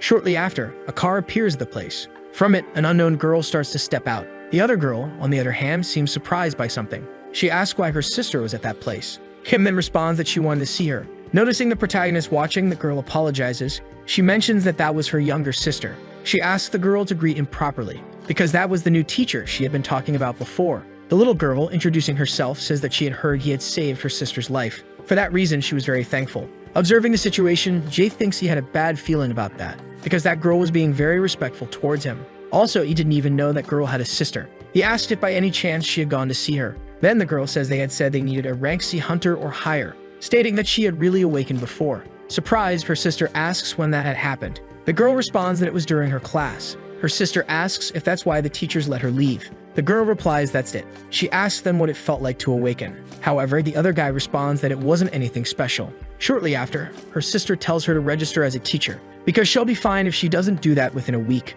The girl responds that she had registered long after her awakening, but even so, she had never heard of that. The other girl replies that the director had taken care of that for her. That's why he had also received help. Right after, the protagonist asks Kim and Lars to register with them. The girl replies that she was rank S. The protagonist asks if Lars was bragging. Kim responds that things could get problematic if his name was listed there as a hunter, because the press loved to uncover things like that. He asks if the boy wasn't going. Kim then replies no, because he didn't have a phone. However, Kim says that girl had chosen Jae to go with her. Approaching the protagonist, the girl asks if she could be his disciple. However, Jae seemed a bit confused by that. The girl with sparkling eyes was still waiting for his response. Jae thinks that girl was a guaranteed genius because she was loyal, so he had various ways to use her if she stayed under his command. Even so, he couldn't do that. Thus, he ends up refusing her offer, saying that he wasn't a mage or anything like that, asking why he would have to take on some disciples. Jae says he read online that the golden period occurs 1 month after awakening. Therefore, he needed to remove impurities from the body using magic within the first 3 days. However, the protagonist says that people didn't believe that. The other girl states that she had heard of something similar before. She had received information that morning while waiting for the protagonist. She had just kept the information because she didn't have a trash can. Therefore, she shouldn't be misunderstood. Then Jae calls the girl, saying that it was completely false. For that reason, she shouldn't worry and should wait for the director. He asks if she had rested because now she should watch near her sister. Lee says she wouldn't want to go to that place after seeing how the classes were. The protagonist asks why she thinks that. He believes she might be interested. Personally, he found Lee very fun. Lee replies that of course he finds it fun because he's the one giving the classes. Ja counters, saying that's only because they're still weak. The scene cuts to the night. Kim asks if the awakening happened that morning. She asks how Hong knew that girl. Kim replies that he was helping the girls because he felt bad for 2 children living alone. The girl says she was very brave as she immediately asked Wu to accept her as his disciple. Moreover, she didn't give up after seeing the protagonist training the children. She had never seen him so troubled. Jae asked them to stop teasing him and to take a look at that right away. He says that was a body they had found in the Sompa district dungeon. Hong asks if he knew that person. The protagonist says he couldn't say that he did. Hong says that was the man who sacrificed his life so the protagonist could escape from RK. He asks if the protagonist really didn't know him. He questions who the protagonist's true identity was. The waitress appears, delivering the chicken they had ordered. Hong asks if the protagonist had nothing to say. Jae asks them to stop doing that. The man asks when it was because he was just getting started. Jae asks if that person wasn't the girl. He says he wouldn't confuse her with anyone else. He thinks she wasn't foolish enough to take the identity of some random guy and leave everything to luck. Around the year 2024, parameters for dead or missing people with that man's surname were added. These parameters captured everyone involved with him. Since that person was an old man, he only referred to people by their surnames and didn't care about their genders. One of them was abroad and another died during an attempt to prevent the invasion of the Jiangsang dungeon. Lastly, he was an officer before the awakening. Reports stated that the old man had worked with him on multiple cases. The records disappeared because he was working undercover and never returned. An unlucky hunter dreamed of doing what was right. Soon after, the scene returns to the protagonist talking with Hong. He asks who that person was and if he hadn't killed someone just to test him. Hong says he found that in the Sompa district dungeon. They said that dungeon was guarded all day, but they had no idea that he had ended up getting hurt in that place. For that reason, he wants to ask Ja if he really knew anything about that. Ja questions if Hong wanted his help and that's why he tested him. Kim in turn says she didn't understand anything they had been talking about from the start. She asks who that person was and why they were so extremely important. Ja, observing the girl, assumes she was probably drunk. He asks if she knew that he was from ARCs. Kim says he never said that directly, but only an idiot wouldn't notice after the mess he made at the training field. The protagonist is surprised as Hong hadn't explained anything to the girl so far. Time passes and the protagonist explains everything that had happened. Kim, apparently drunk, asks if the suspicions had ended for the protagonist. Hong in turn seems to accept and apologizes to the boy. He says that all those cards could be his. In addition, there was an ID. The details were filled in according to what he had said at the investigation office. It didn't matter if it was a lie because he would have to live with it. What he was handing over to him was a hunter's license. For now, it was only Class D, which could prove as time went by. Besides that, he received his bank book, which was the verification card. He noticed that his payday had already passed. Jae asks if that amount was correct. Hong replies yes, because he had personally calculated. He mentions that he knew Joe was emotional, but he could check it more carefully later, so they should just eat at once. Hearing what the man had said, the protagonist is surprised. He wonders if his face looked like someone emotional about his actions, and if they wouldn't even let him explore the dungeon. Even so, he should set the money issue aside. The fact that this person was giving him these things meant something. Thus, he finally gave up teasing Ja and accepted that he was one of the poor kids from ARC. Ja, handing over a paper, says that it was one of the rumors floating around about that person mentioned earlier. For that reason, he should take a look. Hong observes its surprise, and the protagonist responds that it was ARC's research center, a branch made to recruit new members in secret. Hong asks why they were doing that, and if it was like a cult. Ja replies that they were doing it to gather as many people as possible, so they could choose from among them. Or maybe they were looking for good test subjects. One of the objectives of that place was to create a method for artificial awakening. Hong wonders what he was talking about. The protagonist is surprised because he really didn't know that. He asks why he thought people were kidnapping children. It was to increase the number of test subjects. Hong replies that it could be a worldwide crime syndicate, and the boy says he wasn't wrong. However, 2 years ago, an acquaintance of his was dispatched to the United States. The team it was transferred had been wiped out. To recover his body, he followed their tracks and heard about that place for the first time at a black market in South America. As he researched further, he could see it wasn't a small organization. There were several cases of massacres in dungeons and even criminal awakenings. They were involved in all kinds of crimes. Hong says that all the countries where they were found were being investigated in secret. Che thinks that now he was starting to understand. ARC was just part of an organization. They had sections that took care of the background and research. Then Kim asks if she could say what room that was. However, the boy replies that he had never seen it before. Hong questions if there were runes he really didn't know. The protagonist asks how he could remember all those that even Zhu didn't know. However, there was one thing he could do. He claims that at least he could figure out what type of room it was. Time passes and Kim seems to be in a car saying it was lunchtime. The protagonist's students seem to be crazy and starving. Kim is surprised and asks what happened to those kids. Jay asks if she brought the things he had requested. The girl replies yes. Handing over a asterisk cardiano asterisk, Jay says she could draw it that way and then stick it. He asks if that was the rune that was in the picture. However, there seemed to be several. Kim says she didn't know why they were in such a hurry. However, they were careless with it, so she had to draw it in several versions. She asks if the boy couldn't do it, but he tells her to stop talking nonsense and just start drawing. Meanwhile, the students seem to still be eating. Kim finishes drawing. She says she thought it would be something grander since they were doing tests. Right after, another boy shows up asking what the teacher was doing. He mentions that it was a rune he hadn't learned and asks why she had stuck it on the meat. The protagonist replies that it was something he had to test. The boy asks if he was trying to create a new rune, so that must have been why they looked so similar. The young man responds that Teacher Kim is still going to eat and that he should stop bothering and go somewhere else. Changing the subject, the guy asks if the director really hadn't come back yet. Kim says he was taking too long. At that moment, the young man notices something strange. He asks if Jay was also sensing that strange smell. The protagonist then seems to realize something. Those people from ARK were using runes to feed the dungeons with rotten meat. Right after, the scene cuts to before the protagonist's regression in his teenage years. He asks Parahong if he thought it was a good idea to have a hunter's license. The guy says he didn't know he wanted to become one. He asks if the school had said something and if by any chance they were bullying him. Because if that were the case, they would go to the office immediately. The boy responds that the issue was that there was a lot of competition in the public exam. Hong says he could get him a spot. However, the protagonist says he thought someone wanted to be taken to another hearing. That's why he asked why he wanted to know if he could get additional points for having a hunter's license. Hong wasn't sure about that. The young man questions if he wasn't the most influential person in the management agency. The man replies that yes, but he wasn't in charge of recruitment, so he would look for some information. Then he should get the license first. Jay says that sounded like a hassle. He was thinking of getting a rank D. However, Hong replies that he was his son. For that reason, he couldn't stay in that rank. But Jay responds that he didn't inherit his ability because he was adopted. Patting his head, Hong says that he really couldn't beat him. Thus, the scene cuts to the present. Hong says there was a person inside that dungeon. Although found dead, there really was a person in that place. Then it said that they would investigate it. For that reason, they had to wait for now. The more they pursued them, the more uncertainties they would have. So they would focus on preparing for the dungeon field training. The protagonist says that with his skills, even rank D would be considered support. He questions where he got that from. Hong asks what he was talking about. The protagonist was going with him. To Hong, he was more than enough.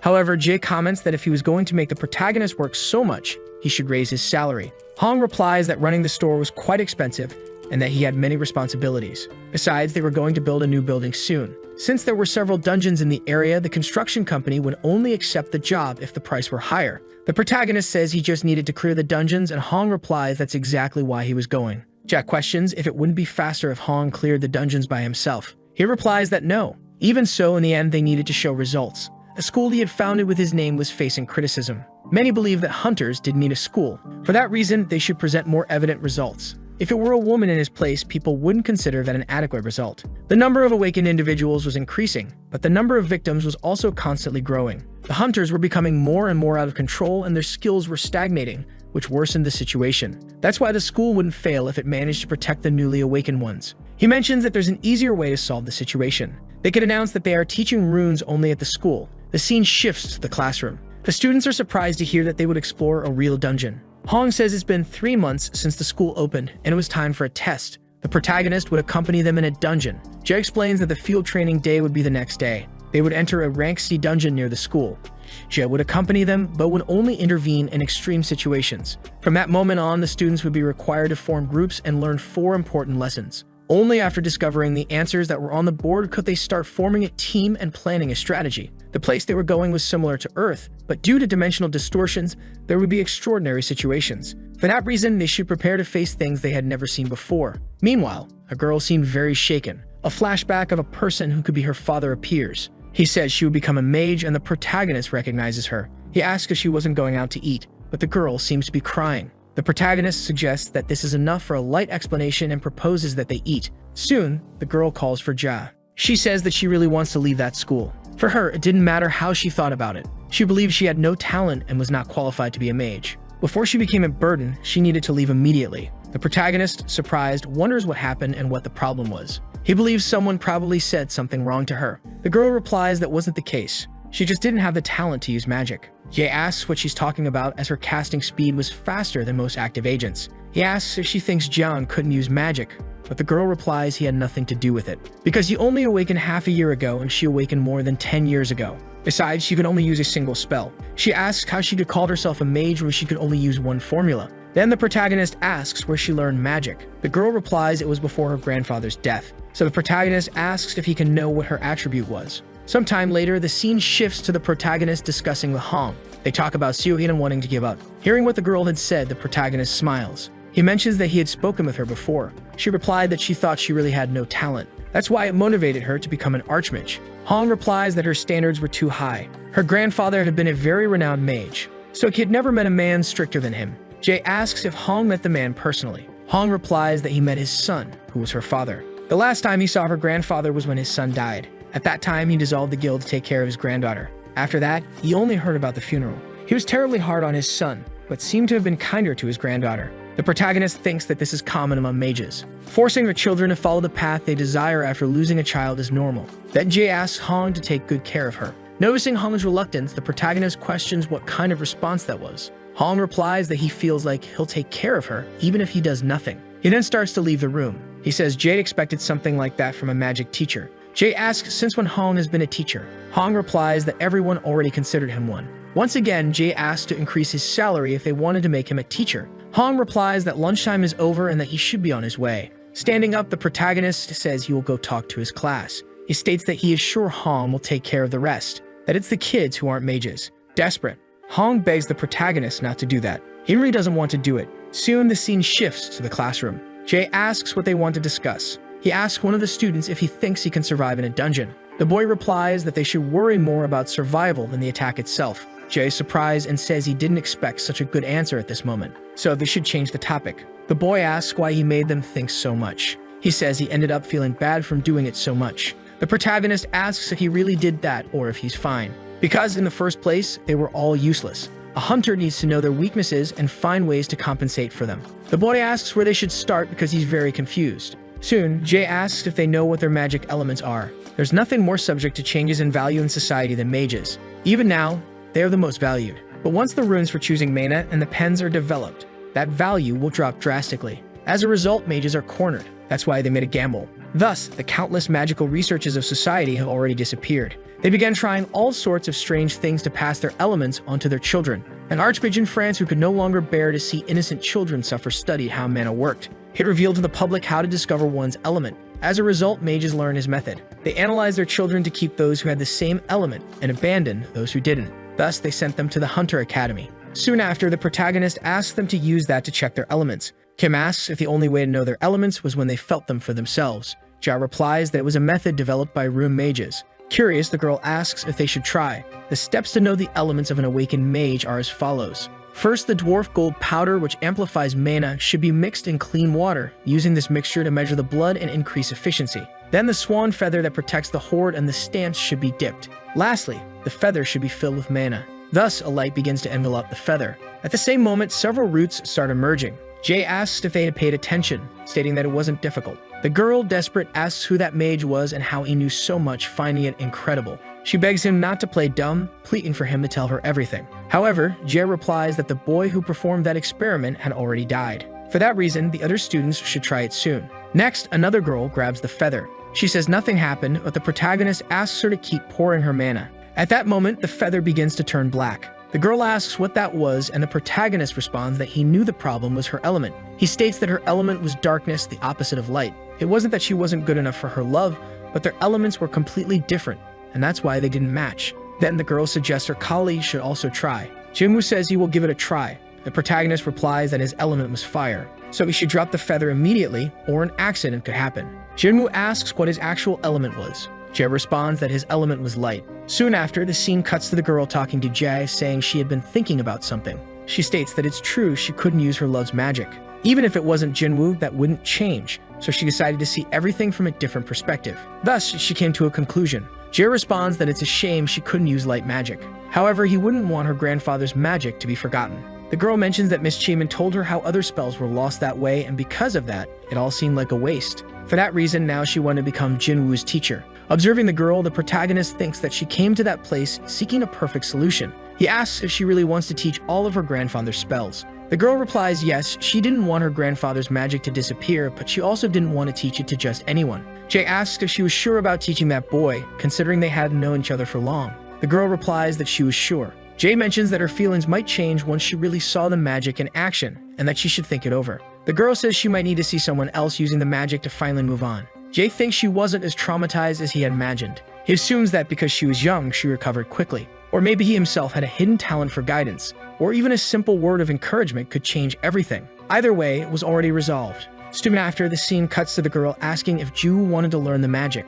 The boy replies that no, but he had nothing against it. However, becoming her student was a bit much. Kim says he didn't know what that meant. The boy replies that he understood because he was also a mage and was aware of everything. Even though it was a great opportunity, he didn't want to do it. The protagonist then asks why. Ju replies that even though it was a good opportunity, it was a bit extreme to treat his friend as a teacher. Jae is surprised, wondering if that was really all. Ju says he was aware that this was the only opportunity of his life. Even so, this was also about how important that magic was to the girl. Still, he wasn't sure if he was really good enough to handle it all, and he didn't want to see the girl disappointed in him or blaming herself. Nor did he want to overburden himself trying to keep up with her. Moreover, he didn't want things to get awkward between them. He also didn't have grand ambitions like becoming an archmage or anything like that. Being a regular mage was already good enough for him. Then the protagonist says that everything was settled, so they should take a break. As he starts to leave, Kim is surprised and asks if the boy was really going to give up on everything. She questions if he shouldn't get to know the potential of his unique magic. However, the protagonist says he already knew that. Asking the girl if she thought Jinwoo was really as untalented as she believed, Kim replies that it was hard to say as talent in magic was very distinct. It was difficult to explain to a mage. With common magic, one should gain control with dedication, time, and effort, but that doesn't mean it would work with unique magic. Someone who couldn't use common magic might have an epiphany and become an archmage in a matter of seconds. In simple terms, it was all about luck. Regarding Jinwoo, she mentions that he wouldn't know anything unless he tried. She also says it's not good to put limits on oneself.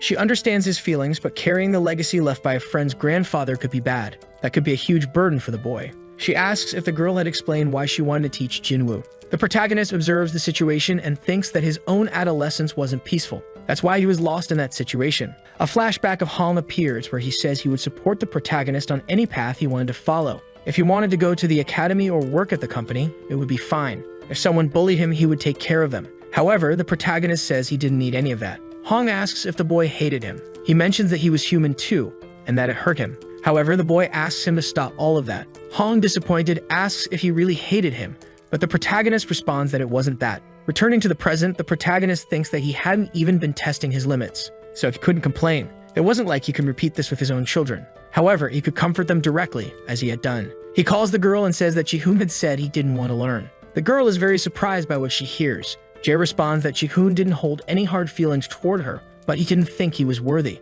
He also didn't think he had the talent to be her student. He said he couldn't face her or anything like that. The girl asks if this happened even after Ji tried to persuade him. Jae says that's how the other guy felt and asks what he could do. Anyway, she was already his student and he was her student, so that would be her primary task as a teacher. She should be honest and convince her student. Then the girl tears up a piece of paper. At that moment, she starts to eat it. Content, she says she would really do it. A flashback appears from the protagonist's past life with Hong. Hong says they need to talk. However, the young man responds that there's nothing for them to talk about. He says he wasn't really Hong's son. Anyway, Hong is surprised by what he hears. Then he kneels down and states that the boy was his true son. Jae asks if that was because of the adoption. He says Hong shouldn't worry as he would step aside when he became an adult. Moreover, he asks Hong to stop repeating his name as it shouldn't be spoken by him. He states that he was different from Hong's son. and that they shouldn't be confused. He mentions that he seemed more like a stray dog that Hong had found. Then Hong says he didn't take the protagonist to replace anyone. Hong states that he ran away from the orphanage when he was 19 at the moment he awakened.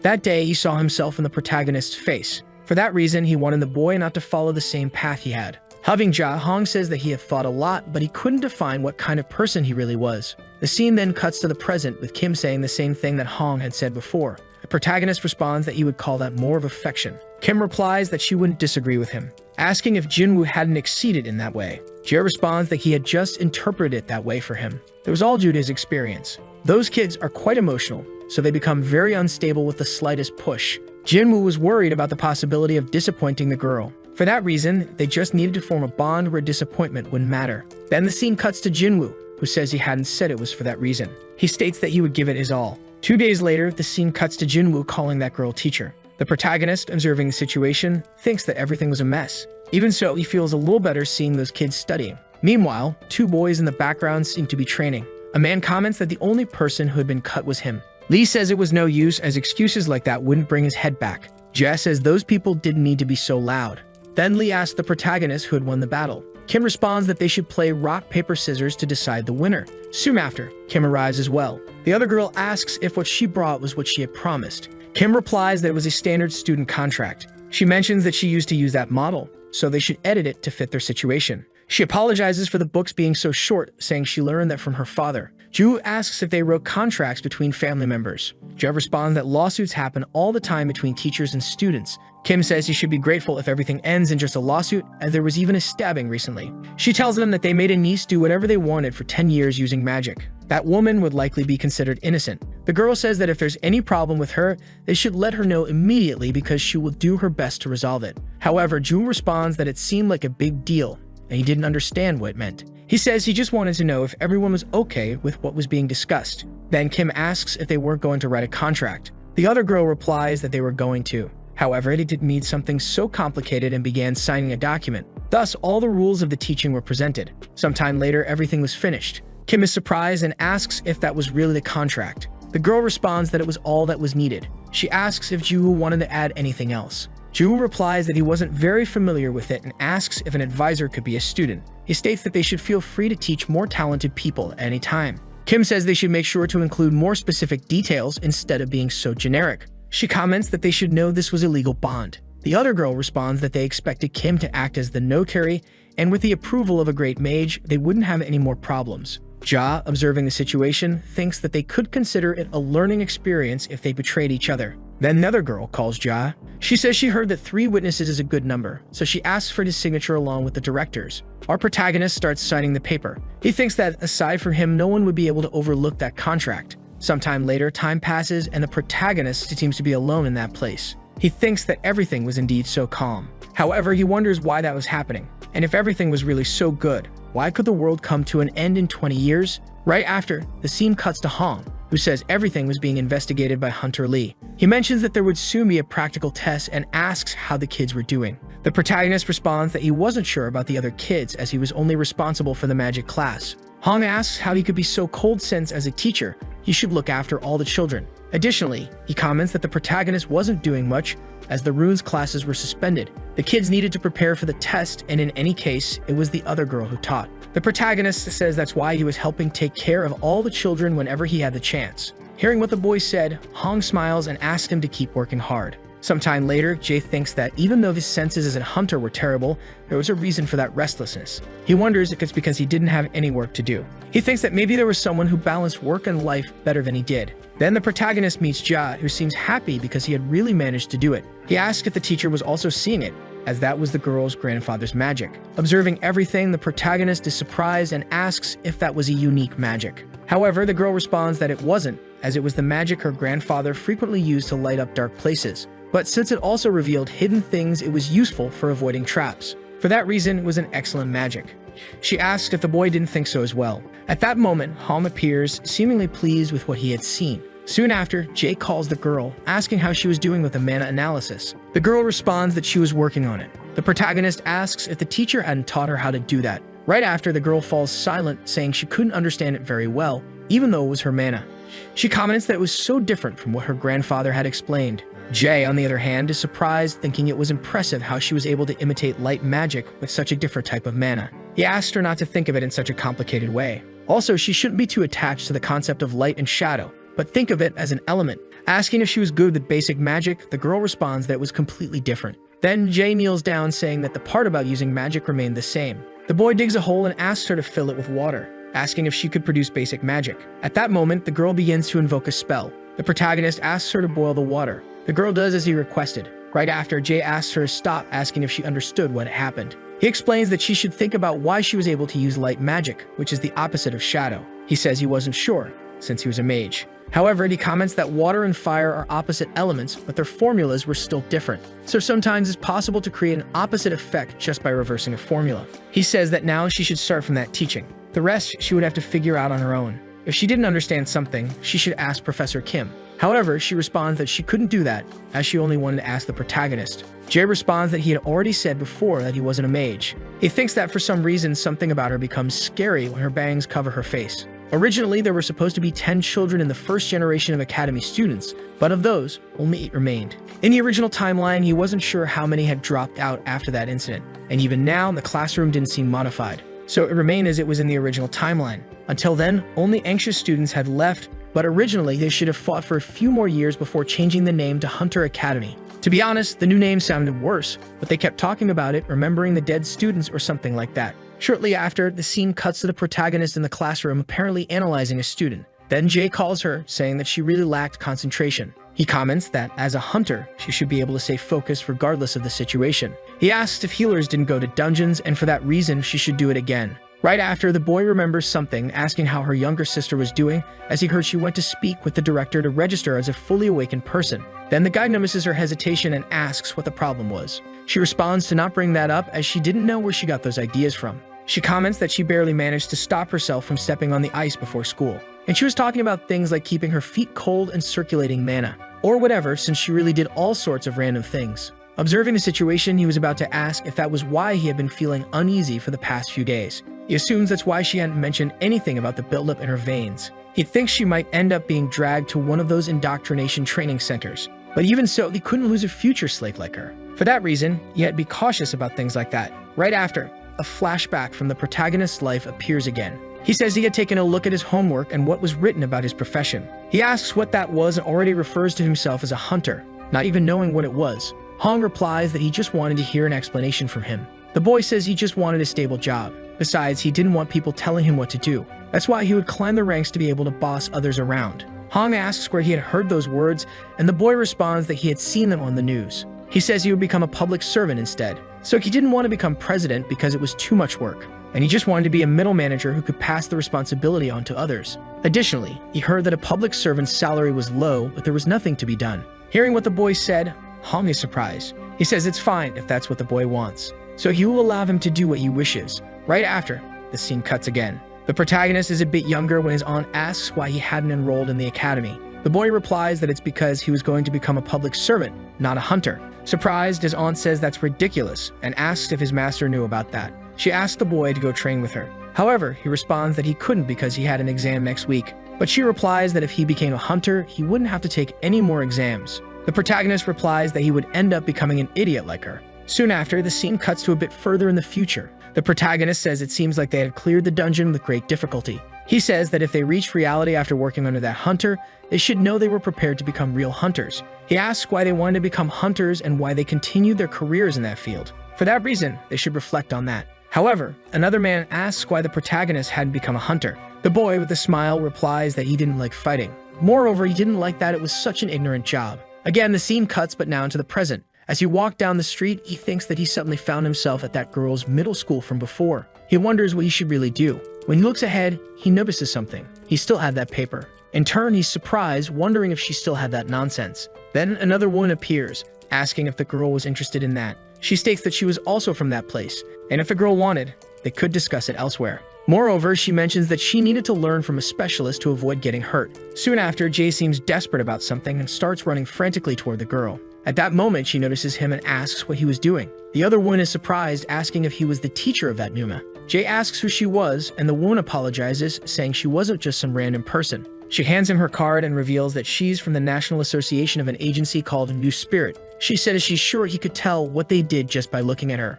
She mentions that they conducted various activities for children, from fieldwork to summer camps. Many people were struggling those days with so many dungeon breaks happening. As a result, they offered counseling during their activities. People who work with children always drop by, so they regularly visit looking for the best ways to treat a child properly. She's aware there are many strange places in that cruel world, but she assures him they weren't those kinds of people. Additionally, they had several branches across the country and also received support from some government entities. Then Jay begins to analyze that paper. Soon after, he calls out to the girl, asking if her sister hadn't told her to go straight home. For that reason, she should go immediately. With tears on her face, the girl begins to leave. The protagonist says he thought the woman wasn't going to let the girl go. The woman comments that if he listened to a few kind words, he could help his student as well. She thinks that girl had found a teacher who was an easier target than a 16-year-old girl. She asks him to take a look at those documents because they were the association's information. They were all their sponsors, and she was sure some of them were quite well known. She mentions that they did this for everyone. Jai, observing that, remains silent. He comments that honestly, he wasn't a teacher and somehow ended up working with this, as it was originally something else. He asks if she had heard of the hunter training model in schools. Interrupting Jai's speech, the woman says she saw it on TV and asks if he was a teacher at that school. The boy then replies that yes, considering many children suffered in their childhoods, it wasn't an easy job. The woman says she understands, so he must have gone through many difficult moments. She asks if he was a hunter, and Jay replies that yes, but not a high-ranked one. The woman says that wasn't important, as what mattered most was his dedication to the students.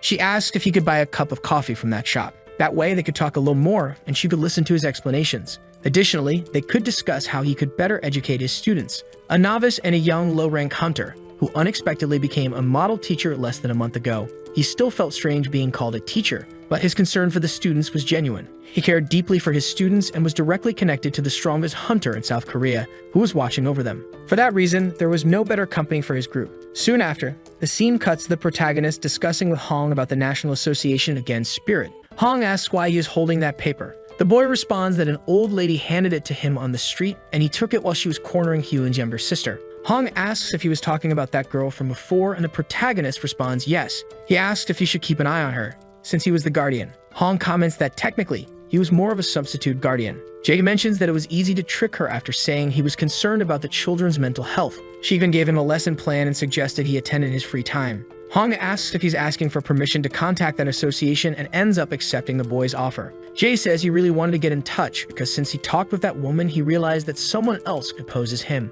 They had said they were teachers at the hunter school. Hong, in turn, tells him to keep doing it. However, the protagonist remembers that he still had that thing on his leg. Hong says that if he let them know beforehand, everything would go smoothly. Noticing Jay's hesitation, Hong asks if there's a problem. Jay responds that it's nothing. He's just not used to that kind of situation, because sneaking around like that and gathering more information wasn't his job. Hong asks why he's acting that way, and the protagonist responds that it's because he doesn't have the talent for it. Right after, an awkward silence occurs and Hong starts laughing at the boy. Irritated, he asks if the joke was over. Hong responds that this type of work was what he used to do at ARC.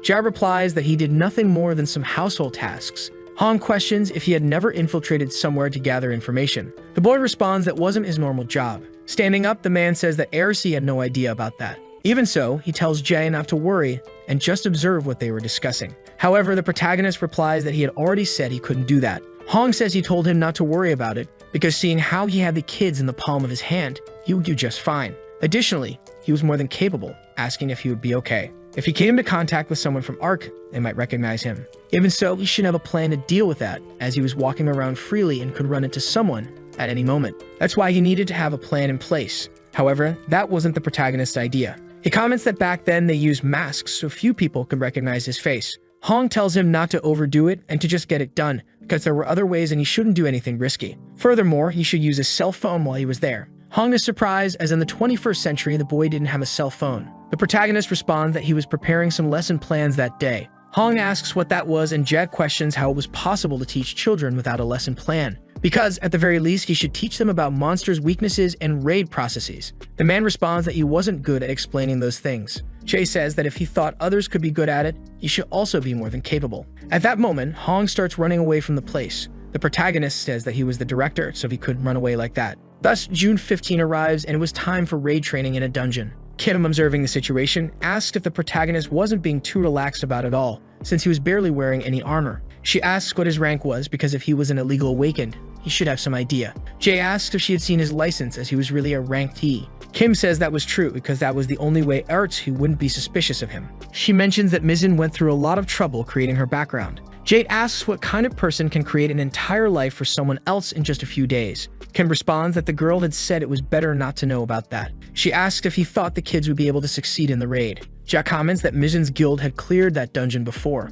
so if they couldn't manage the attack, they should stop being hunters. Kim says he hadn't even taught them how to choose a leader. The protagonist asks how many of them had already been in a dungeon and could teach that. Even so, some of them were part of guilds. Besides, they weren't careless when it came to dungeons. Jay, surprised, asks if that man from before was really part of a guild. He thinks that he might have been a slave despite being a victim. He had acted like an idiot, scared of the guild, and had been stabbed twice. Soon after, Kim removes the protagonist's leg prosthesis, stating that she would take good care of the children. Right after, the scene cuts to all the students preparing to enter the dungeon. The protagonist recognizes the man from before, saying he was the fat one. He declares that this time he'll make sure he becomes a person instead of an animal. Then, the scene cuts to a woman greeting the protagonist, saying her name was Seo Jong, and that she was affiliated with the dungeon management office. Shortly after, the protagonist introduces himself, stating his name. The girl says it was a pleasure to meet him and asks if he had prepared the documents for the raid. The young man then pulls out a paper and says it was the dungeon raid report. The protagonist, observing the girl, thinks she looked very familiar.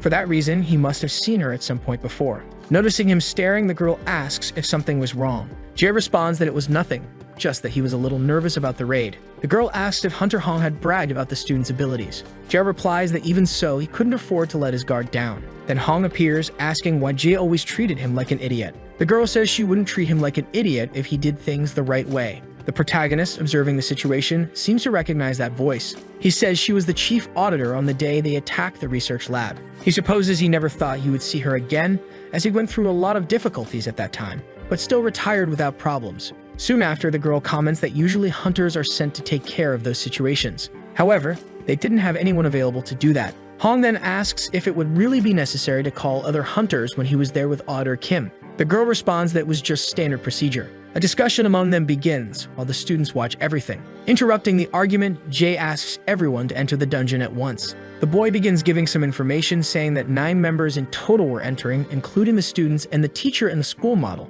along with the hunters. He mentions the names of all the students and says that the exact time was 10:12 a.m., so they would enter immediately. Soon after, the scene cuts to everyone already inside the dungeon, and the protagonist asks for everyone's attention. He says he will provide any assistance and evaluate them based on how much they contribute during the raid. Lee asks how the test results would affect them. The protagonist responds that he would start with the lowest score, so they would have a private meeting with the director and remedial classes with him afterward. The lower the score, the more time they would spend with him. For that reason, they should stop talking and now rely on their own luck. Jay disappears into the bushes. Another student, observing the situation, asks what they should do. Everyone starts gathering to discuss a strategy. One of the students says that according to the exploration reports, the dungeon core was located to the east of the forest. To get there, they would have to face the goblins first. They ask if everyone remembers the characteristics of those monsters. Another student asks where the rune that hides mana was. The girl responds that it was in that location, so they should head toward it. Meanwhile, Jay was observing everything, thinking it was a bit frustrating to stay hidden just watching.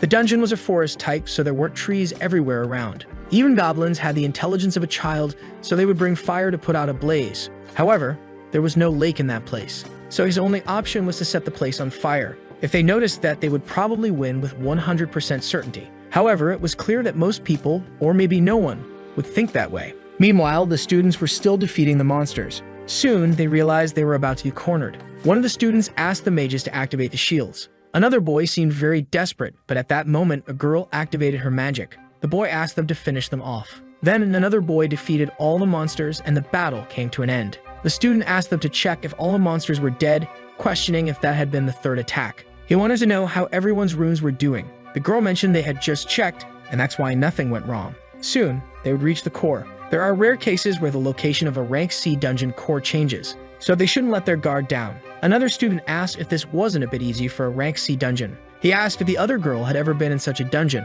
She replied that she had been with her grandfather before, so she only went to rank at dungeons. Another girl responded that she had been with her master in a rank C dungeon for training sessions, but since it was just training, it was easy compared to other dungeons. Meanwhile, the protagonist observed everything and thought they were being too confident. A student commented that even with someone watching them, the director wouldn't send them to a dungeon that was impossible to clear. The protagonist was surprised as that guy had never referred to him as a teacher. The student said that when they entered the place, they had checked all the monsters nearby, so they would probably clear most of them to make it easier. Considering that goblins always moved in groups, the largest number they had seen together was 8. That meant they couldn't intervene unless the situation became dangerous. That was just a bluff to make them nervous.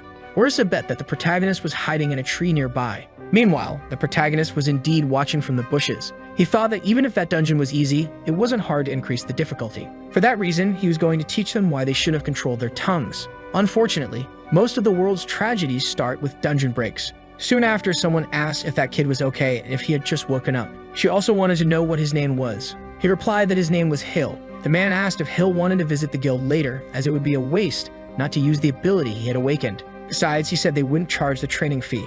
Instead, he would just need to complete some missions using the guild's IP. That way, he would be a successful hunter in the future. It didn't take long for that boy to understand the meaning behind those eyes.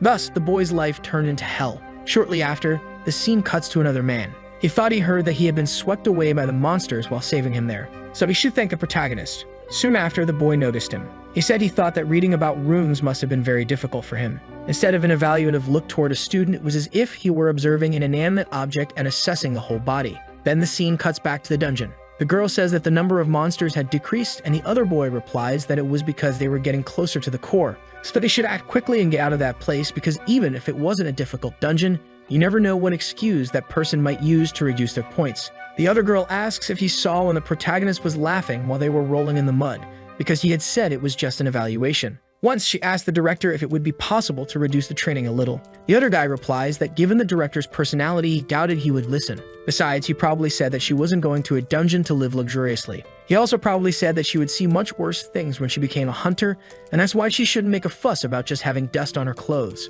Soon after, the other girl noticed something and asked if they hadn't seen it too. At that moment, several monsters appeared and soon started attacking the group. The boy asked them to protect He-Won and wondered why the attack had been so sudden and what they should do to get out of that place. Shortly after, Jay appeared asking what they were doing because it was a raid, so everyone should gather. Observing Hugh, the protagonist seemed surprised. Right after, he called all his students and gave instructions for each of them to do something. Then they began the countdown and everyone did what the boy had asked. Jay thought he hadn't done much and all he did was light up the rear of the forest, which chased the monsters in a unique and directional way. He didn't do it because he was annoyed with the students, as it was an official method from the training manual distributed by the agency. He would never have done that, meaning he thought the kids wouldn't be able to handle it even now and were struggling once they were in position. Therefore, it wasn't necessary to face all the monsters, as they only needed to wait until the monsters pass and then destroy the dungeon's core to escape. The reason they split up could have been because of that other guy. Since they entered the dungeon, Hugh had been naturally giving orders and the students were following.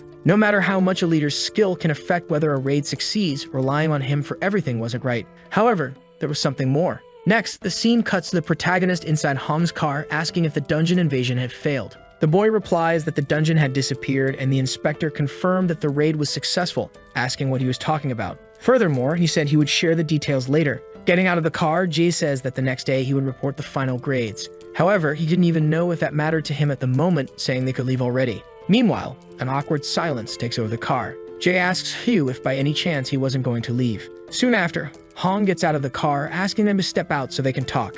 The boy asks them to say what was on their minds. However, Hugh remains silent. The protagonist says he wasn't trying to lecture him, so if he had a problem, he should resolve it for his own good. With tears on his face, the boy says he shouldn't be allowed to become a hunter. Then the scene cuts to a flashback of the protagonist's house. Hao watches the boy and asks what that was. He had rushed to the location because Hong had said it was urgent. Hong says he was the only person who could leave the protagonist and Hai questions who that boy was. He is very surprised after learning that he was his son. As he leaves the house, Hong says he would return as soon as possible after finishing the raid and asks him to take good care of the boy. Moreover, Ji-won was also in a dungeon along with Hunter Lee. For this reason, they were going through a tough time. He thought Hugh could be the best person to take care of the boy. Thus, Hong starts leaving, asking him to take good care of his son. Watching the boy, Hugh doesn't seem pleased. Hugh, 2 years before that, graduated from the academy and, as a result, became the talk of the town in just a year. And as much as he hated to admit it, he was a very remarkable man. Returning to the present, the protagonist thinks he was a great man even in his current situation, because he was one of the most notable hunters in Korea. Then Hugh asks if she was from the management agency and what her name was. Jay says it was a pleasure to meet him since it was the first time he saw him and his name was Ja. The guy in turn says he had heard that name before. The protagonist says they were significantly behind schedule, and for that reason, they should leave soon. However, the boy asks them not to rush, because they should leave it to him, and because of that, he would take care of everything. Soon after, he starts drinking a beverage. Jay, surprised, asks if that was alcohol and if he was crazy since they were inside the gate. Kai replies that his brain wouldn't work unless he took a sip. For this reason, it was necessary to have a drink before entering the raid. Thus, they would finish it off and then grab some drinks afterward. Next, the scene cuts to the present with Hugh still somewhat shaken. Jay, in turn, thinks he should stop crying. Right after, he calls for the boy who, with tears on his face, says he shouldn't be allowed to become a hunter. Handing him some water, Jay asks him to take a sip, thinking that it was clear and natural to need to cry sometimes. However, he really couldn't stand people who cried over everything without recognizing their own mistakes. Moreover, there was only one reason why he was going easy on him at that moment. He asks why the boy believed he shouldn't be allowed to become a hunter, thinking that he was doing all that because he needed to hide him in order to be a proper human being. Right after, Hugh says that he was sure he had already heard that he was from a guild, and when he talked about it, it seemed to be something very professional. However, he lived his live bait for a long 3 years. Observing that situation, Jay thinks he can imagine what he had gone through, because that was a typical story of someone who had grown tired of being deceived in a fraudulent contract at a very young age. But it was still something no teenager should have to experience. Continuing to speak, Jung says he swore to become a proper hunter and gathered people to form a guild. Thus, he could help people and prevent such things from happening again. However, when those monsters appeared in the dungeon, he had one single thought, that it would be much better to use those who were not useful in combat as bait. He thought he hated that guild master or anyone. However, it turned out to be a more familiar method to him. That's why he found it so repugnant. Shortly after, the protagonist starts to speak and says that he knew a guy who grew up in a similar situation, and how he had signed a contract without knowing what was best and eventually escaped with the help of some sort of smuggler. That person also wanted to help in other similar situations. Now that he thought about it, he really reminded him of that person, because he faced the same struggles. Thinking that as that boy had just opened up about his behavior, now he could understand him a bit better. Because in the end, that man could never escape his past, because his old guild and the disaster that happened left many bad memories. Moreover, Ji-won knew about his past and could have warned him a little, saying that before he thought it was funny. But even so, he continued, helping kids who went through hardships like he did. Once the protagonist asked how the guy kept going. The guy replied that he was sure he knew it was a very rude question, saying it was funny how his father had asked him the same question. However, he should let that go because he had said it kept him up all night, asking if by any chance he was so curious that it made his insides feel twisted. Because of that, he had no choice but to answer that question, saying that he wasn't a moral person and could do worse things if he really wanted to seek efficiency. But he didn't want to do that because he didn't want to fall to the same level. For that reason, he was going to prove that he was better than that. Back to the present, the protagonist asks why the boy doesn't prove the same as well, because life was his, so he should make his own choice, asking if he knew why his former master went to jail.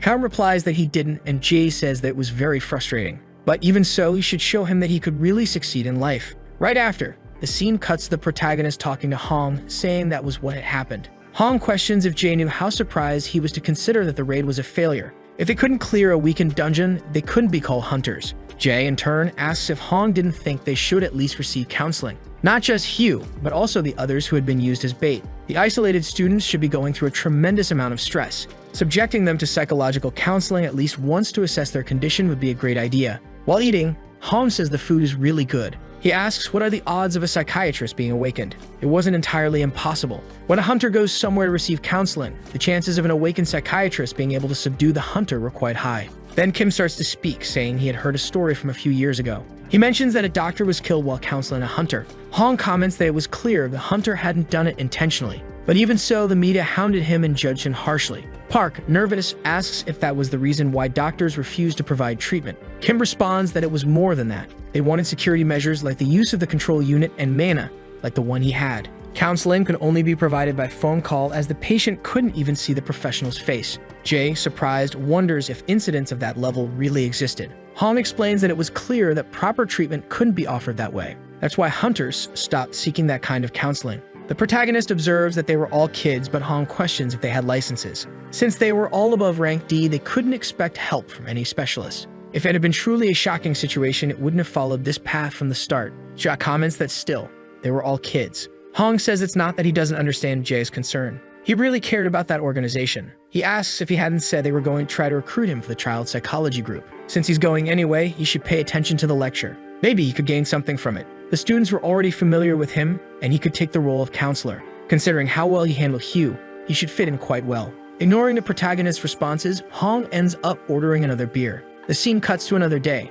Jay seems to be leaving a building and starts looking at his phone. Once the hunters cross the gate, they are isolated from the inner civilization. This meant that only the strongest hunters could survive. The kids would graduate in a few years, and after that, they would have to solve their own problems without help. However, there were limits. Jay thinks he never expected Hong to be so thoughtful. He was considering even the kids more than he had imagined. Meanwhile, the protagonist sees news about Hong. Soon after, Jay receives a call from the leader of the National Society team. The leader mentions he knew Jay would call. He asks where he could find a more caring teacher. He talks about a meeting for kids with trauma, believing it could help the protagonist. Then he asks what he thinks. The scene then cuts to Kim and the protagonist in a car. Kim asks if Jay is really okay with such a dull entry. He suggests they should take the car to lift their spirits. Right after, Jay gets out of the car. Kim, with a smile on his face, wishes the boy good luck. Then, Jay enters the venue. Another guy asks if he's going to the lecture. Additionally, he needed to know the boy's name. So the protagonist replies that his name was Ja. The guy mentions that team leader Jong had invited Ja. For that reason, he could go straight to the small auditorium on the second floor. He should stick that on the back of his phone and show it at the entrance. The protagonist seems surprised by something. The boy asks what the problem was, and Jay replies that it was nothing. He mentions that the boy just looked like someone he knew. As he starts walking away, Jay seems surprised, thinking that boy didn't resemble him. But even so, he was the same person. He wonders where number 3 could be after forming a lab as a failure. Supposing the boy was really living in that place now. Back then, number 3 was 15 years old and the oldest child in the lab. Since graduation and elimination were decided by the absence of 13 years in the lab, number 3 was practically an adult to the younger kids. He stayed even after that period because he was the son of a god who managed the younger children under the directors. Or maybe it was just because the director didn't like him. However, he ended up diligently encouraging the children to make mistakes with the senior.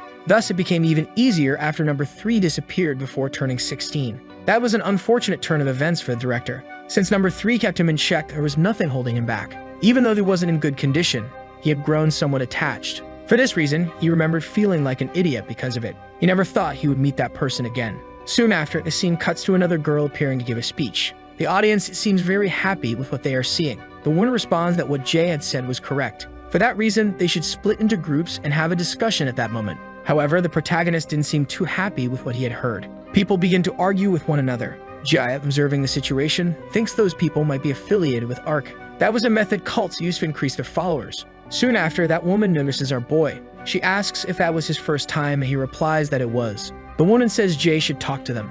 However, Jay responds that simply listening had already helped a lot. The other girl asks what field he worked in, and Jay replies that he was a teacher. Happy, the woman replies that she was also a teacher. She states that it was the students' second period, and for that reason, they were very sensitive. At the same moment, our boy stands up apologizing. He says he needs to go to the bathroom. While walking, the boy wonders how he could extract useful information from that group. That's why he couldn't confirm if they were really telling the truth about being affiliated with ARK. Perhaps he should try talking to the children. He still wanted to know why he should, when there was number 3, who he was sure was affiliated with ARK. Soon after, another boy appears. He asks if he could help him, or perhaps he didn't like the lecture. The protagonist thinks it seemed like he recognized him. That's why he felt a bit sad that they had spent so much time together in the lab. It made sense. Even though it was known that his adult version was a child who had traveled through time, he could immediately go to ARK and beg for his life. He asks if the boy was a volunteer, and the boy replies that he was. He was there to fulfill his volunteer hours. Although that wasn't an internal reason, because he also suffered from the dungeon break. That's why he just liked going to that place to help kids who lived through the same situation as him. The protagonist, please, says that's very kind of him. He says that he's also responsible for students with experiences similar to his. They'd all seemed fine on the outside, but were deeply broken on the inside. Soon after, an awkward silence occurs. Jay apologizes for that, and the boy says he shouldn't apologize. He liked talking about that subject. At first, he ended up hating to think about it. However, now he enjoyed talking about it because he could help other kids with the same experience he had. Jay says he hopes his students can become as strong as him. The boy says it will take a long time to get that mindset. Looking at the clock, the protagonist says he shouldn't be so impatient. That's why he should go back, because it must have been hard for him to talk about that. He asks if it was useful to him, because he was also grateful for that aspect. If he needed anything, he could contact him. He wasn't a big shot, but he was still a hunter. The boy is surprised to learn that the protagonist was a hunter. Jay, please, thinks that was exactly what he wanted to happen. Then the scene cuts to Hong talking to the protagonist. Jay says they didn't give names, only numbers. Hong asks what happened to his younger brother, and the protagonist replies that he was number 12. Irritated, Hong says they were worse than animals. The protagonist asks him to try investigating the orphanages. He heard they had a child sponsorship project, because they ended up withdrawing the children in a hurry and left some traces at the training center. That's why if they sent them to various different orphanages, it would be easier to avoid suspicion. Right after, Ham mentions that he and Kim would have to enter the dungeon in 2 days. Something urgent had come up, and for that reason, he should take good care of the students. If the dungeon was rankable, he could guarantee it would take about a week. That's why he didn't know about that aspect. Even so, he shouldn't worry because he would provide enough help. Besides, Hunter Lee had mentioned that they couldn't delay the preparation of the school's facilities any longer. Then the protagonist asks if he hadn't placed the mana control there.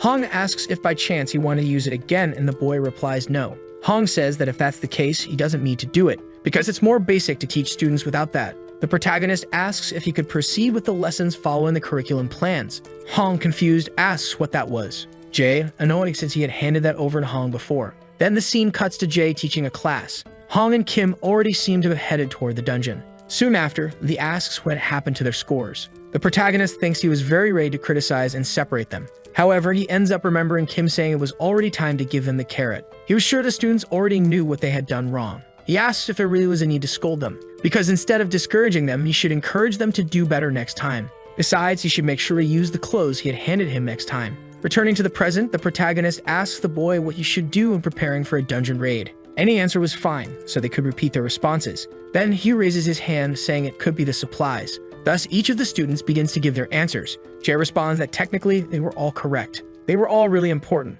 However, it's the one who reviews the dungeon information to formulate the strategy who decides on the team. Thus, he ends up determining the necessary supplies. There were 2 main reasons for their failure to clear the dungeon. The first was that they didn't appoint a captain with full authority to command the others inside the dungeon. And the second was relying too much on Hugh, because no matter how easy a dungeon seemed, they should always appoint a captain and a vice captain. In reality, this was a dungeon they should never have failed at their current level. He asks if things became easier after he reorganized their formation. For that reason, if they had kept a clear mind, even that wouldn't have been necessary. However, there was something more, because dungeons and raids are not just about fighting well, and from now on they would teach how to use their brains. So they should think about how they would approach the situation if they were appointed captain. They would take a short break and meet in the mage's classroom. Next, the scene cuts to the protagonist talking with Mission. Mission says she was very happy to see Jai again. Then the boy asks if the dungeon had sirens. Mission asks where he had heard about that. The protagonist questions if it was true, and the girl ends up staying silent. Mission responds that yes, because it was a siren dungeon located off the coast of Soko.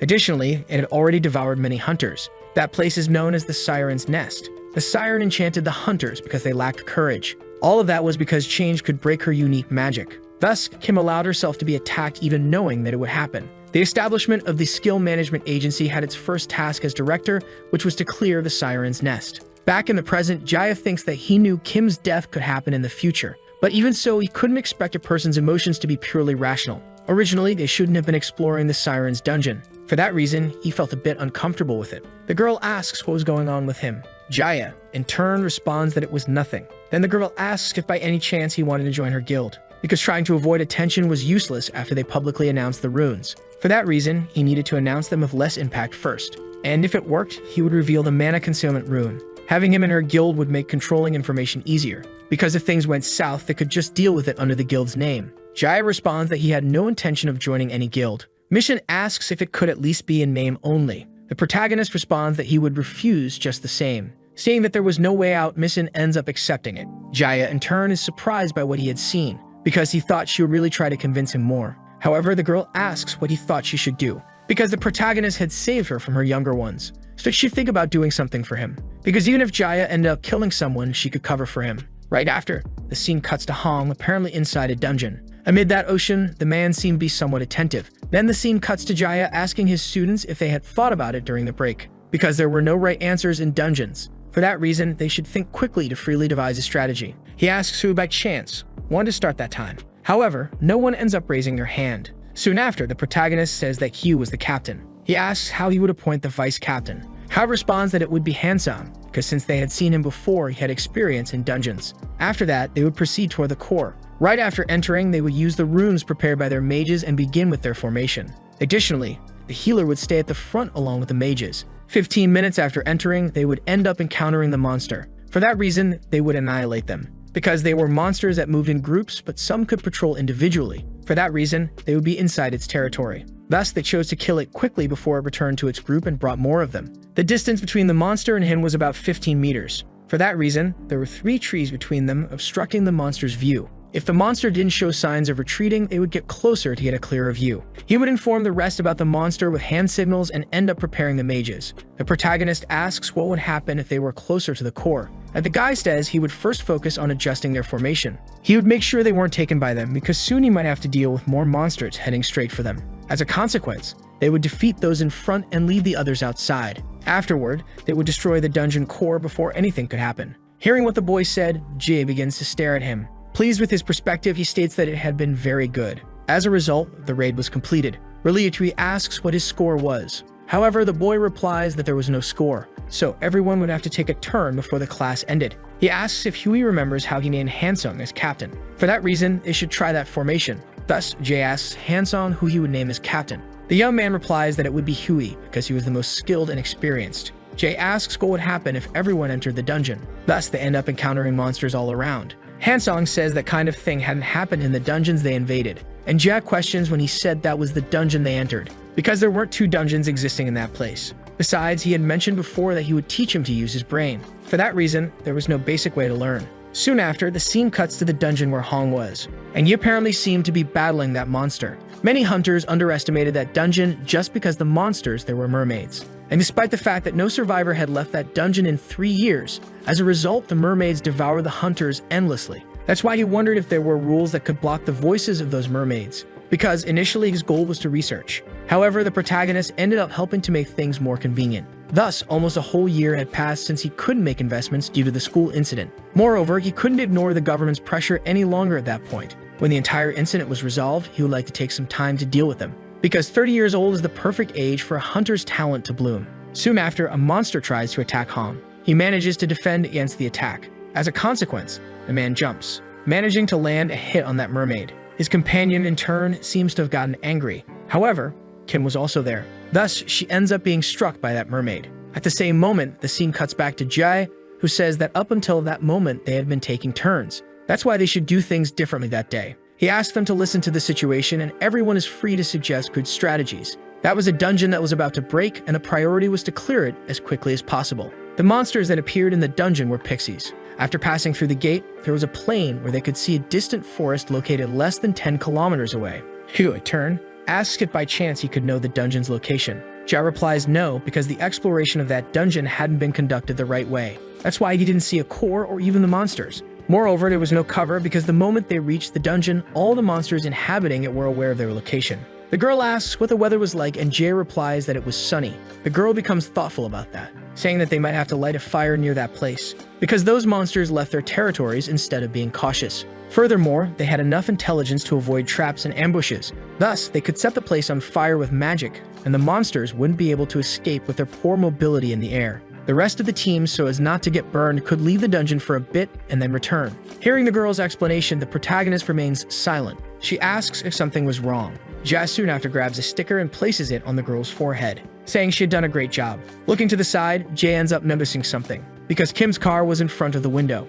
Soon after, the protagonist leaves the room. The girl, apparently injured, asks Jay to take her to the hospital. The boy asks if the raid had failed, and Kim replies that they had succeeded. However, something had happened to Hong. In disbelief, the protagonist thinks that was impossible. Apologizing, Jay says he would have to leave urgently. For that reason, he should take care of the students for the rest of the day. Then the scene cuts to Ja already inside the car. Thinking there was no way the director could have trouble fighting some mermaids, the girl asked to let her say that in advance, stating that she had opposed it, wondering what kind of person that man was and why he would never work with him again. Moreover, he was full of himself. Jaya, nervous, questions what the problem was, and wants to know why they were heading to the hospital. Kim, in turn, stays silent, saying she needed to check the time, stating that they should have already started, so she needed to check her phone. Looking at his phone, the guy seems to be analyzing the details of the raid. He says that the Sion Guild would release them, and there were no fatalities because the hunters were transferred to the hospital for treatment. Then the scene cuts to the hospital, and our boy seems surprised by something, noticing that Hong was badly injured.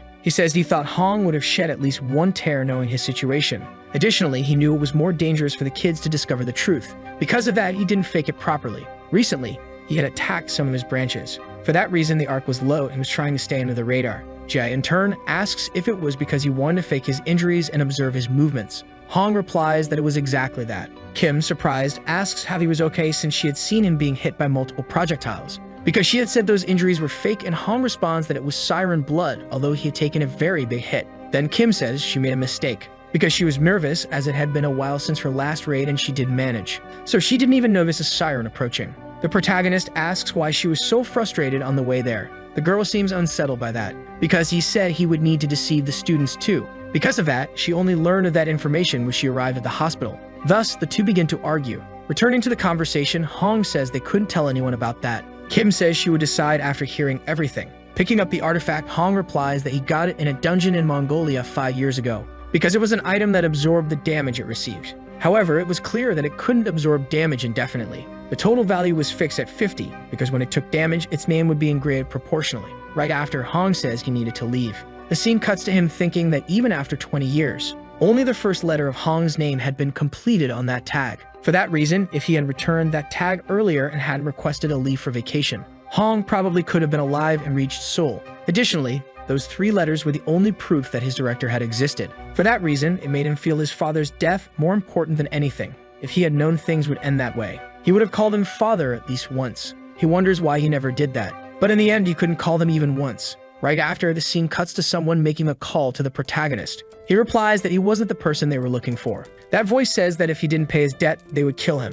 However, Jae replies that they had gotten the wrong number. Right after, he ends up hanging up the call. At that moment, he ends up receiving another call from someone. Kim, noticing it, asks if he wasn't going to answer. Jae replies that it seemed like the previous owner of the number was in debt. For that reason, even if he blocked it, they would keep calling from a different number. Right after, Kim grabs the phone. She seems surprised by something. Jae asks why she hung up the call. Kim says that the person they were talking about was from Ark. For that reason, he should make that person come to him first. Jae, surprised, says that Hong's strategy really worked. Kim says it also affected the students, asking what they should do about it. The protagonist says that was something Hong should take care of. Right after, Jae ends up receiving a call, apologizing for calling him, but they didn't think the other person could help, stating that they thought they had awakened. Additionally, they had woken up in a very strange way because they ended up hurting their brother. For that reason, they didn't know what to do in that situation. Jae asks if they could tell him where they were because he would get there as soon as possible, and the boy replies that he would send his address. Right after, he ends up hanging up the call. Kim, surprised, asks if that was really an awakening. The protagonist replies that he was probably hiding his awakening before and had only revealed it at that moment. Observing the location, Kim warns that he was too far, asking if Jae had the license. He asks to obtain one from the Hunters of Daejeon. However, Jae says that he had to show his social connection with none other than the Great Archmage.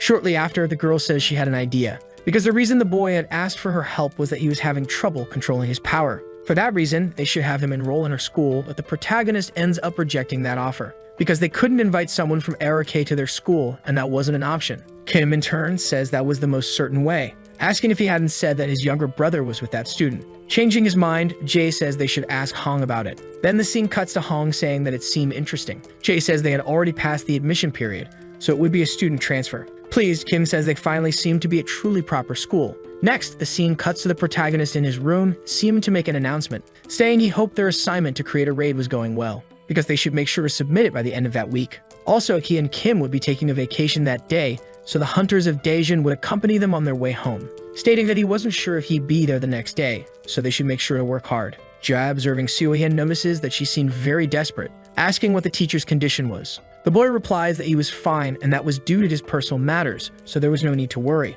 Soon after, another girl raises her hand asking if by chance she could attend every day of the week. Jae in turn says she could do as she pleased. Next, the scene cuts to another place in South Korea. Meanwhile, a little boy seemed to be playing with a branch. Soon after, he notices someone. Thus, he stands up. Looking down, he ends up seeing the protagonist's name for some reason. At that moment, he begins to erase it with his foot. Next, the scene cuts to the protagonist's group fleeing from giant lizards, and the boy in the back seat is scared and says he still has a lot to live for. Then, a lizard larger than the others appears in front of the road. Jae in turn asks the girl to bring her rose vines. The girl then uses her power and says that was the best she could do, but the protagonist replies that was already enough. While holding the flowers, the boy thinks about how he ended up in that situation. 2 hours earlier, the group was waiting for Kang's documents. Jae asks the boy if it was still hard to control, and he, in turn, replies that it was better than the first time. The protagonist then explains that the body adjusts after a day. Next, The receptionist asks Kang to turn around so they can take a photo.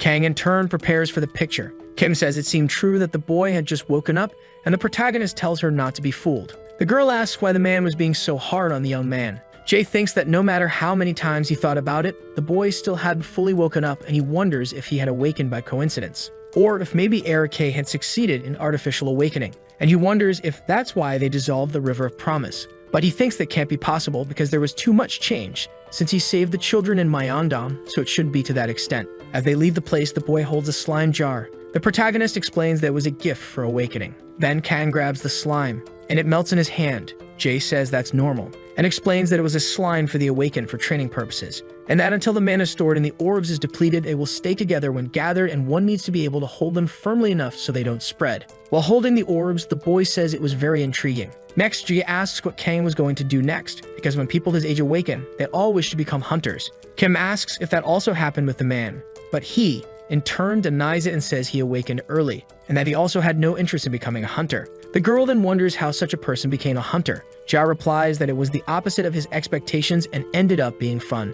He then asks if Kang remembered the school he had mentioned, and comments that it was just short of being called a real school and that the director was taking care of it as quickly as possible. Kim mentions that the man would soon be discharged from the hospital, so he shouldn't worry about the rumors, and advises the boy that it was still better than joining some shady guild, and if he was interested, he should call her. After that, Kang looks out the car window and spots people running from something. It is revealed to be giant salamanders. Back in the present, Jay ties the flowers to a post and moves towards the largest salamander, tying a vine around its neck and choking it afterward, making the lizard fall. Inside the car, Kim wonders if everything was okay now. Then Ja lands on the car's hood and ends up scaring his companions. Upon entering the car, the boy informs them that the largest one had disappeared and the smaller ones were blocked. Then he asks Kang how to get to the orphanage from there, and the boy gives instructions. Jay thinks about how strange the situation was, as there was no emergency escape plan for such a situation. When they arrive at the orphanage, Kim uses her ability to block the entrance. Then she asks if the boy thought the big salamander was the boss, but the protagonist says he wasn't sure because it was too small for a boss. As they walk towards the orphanage, Jay finds it odd, because there was a smell of fear coming from inside the orphanage. So he asks Kim to stay outside with the boy. Then he enters the building, coming across a dead person, and he thinks that it wasn't the work of a salamander, as the flesh would have been melted by the venom.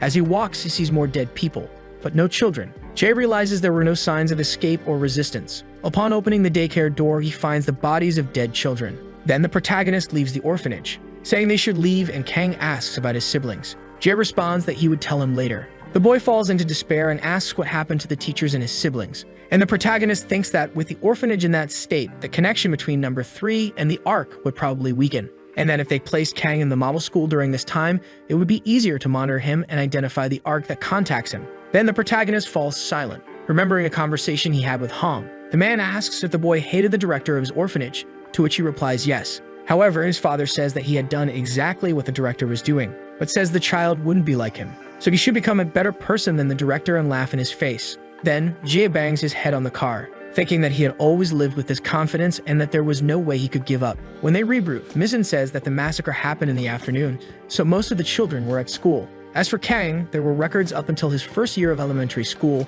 but after starting homeschooling, the details became vague. Hong asks if the suspect list had been narrowed down. The woman says she checked the surveillance cameras, but there was little to obtain. However, in the footage, a hooded person appears, but there were no images of their face even when zooming in. Kim asks how a simple person could have done that. Mission then plays the security camera footage, which shows the person stretching out their hand toward a car and crushing it with their powers. Then the person enters the orphanage and the footage cuts out. After a while, they come out with clothes stained in blood and point at the camera while smiling. After the footage ends, Kim asks if the person was a serial killer who took advantage of the dungeon breach. Jay says that with that ability, the person could leave no evidence, and he believes the culprit intentionally chose to reveal themselves. Then Hong says he thinks he knows who it is, because that was the person he had been chasing in South America, and that he had heard rumors in the black market. However, they never met, and Jay asks how he was so sure. Hong says that in the rumor, there is a person who turns everything they don't like into a ball to keep as a trophy, and mentions that he had been chasing him because he was the head of the Ark.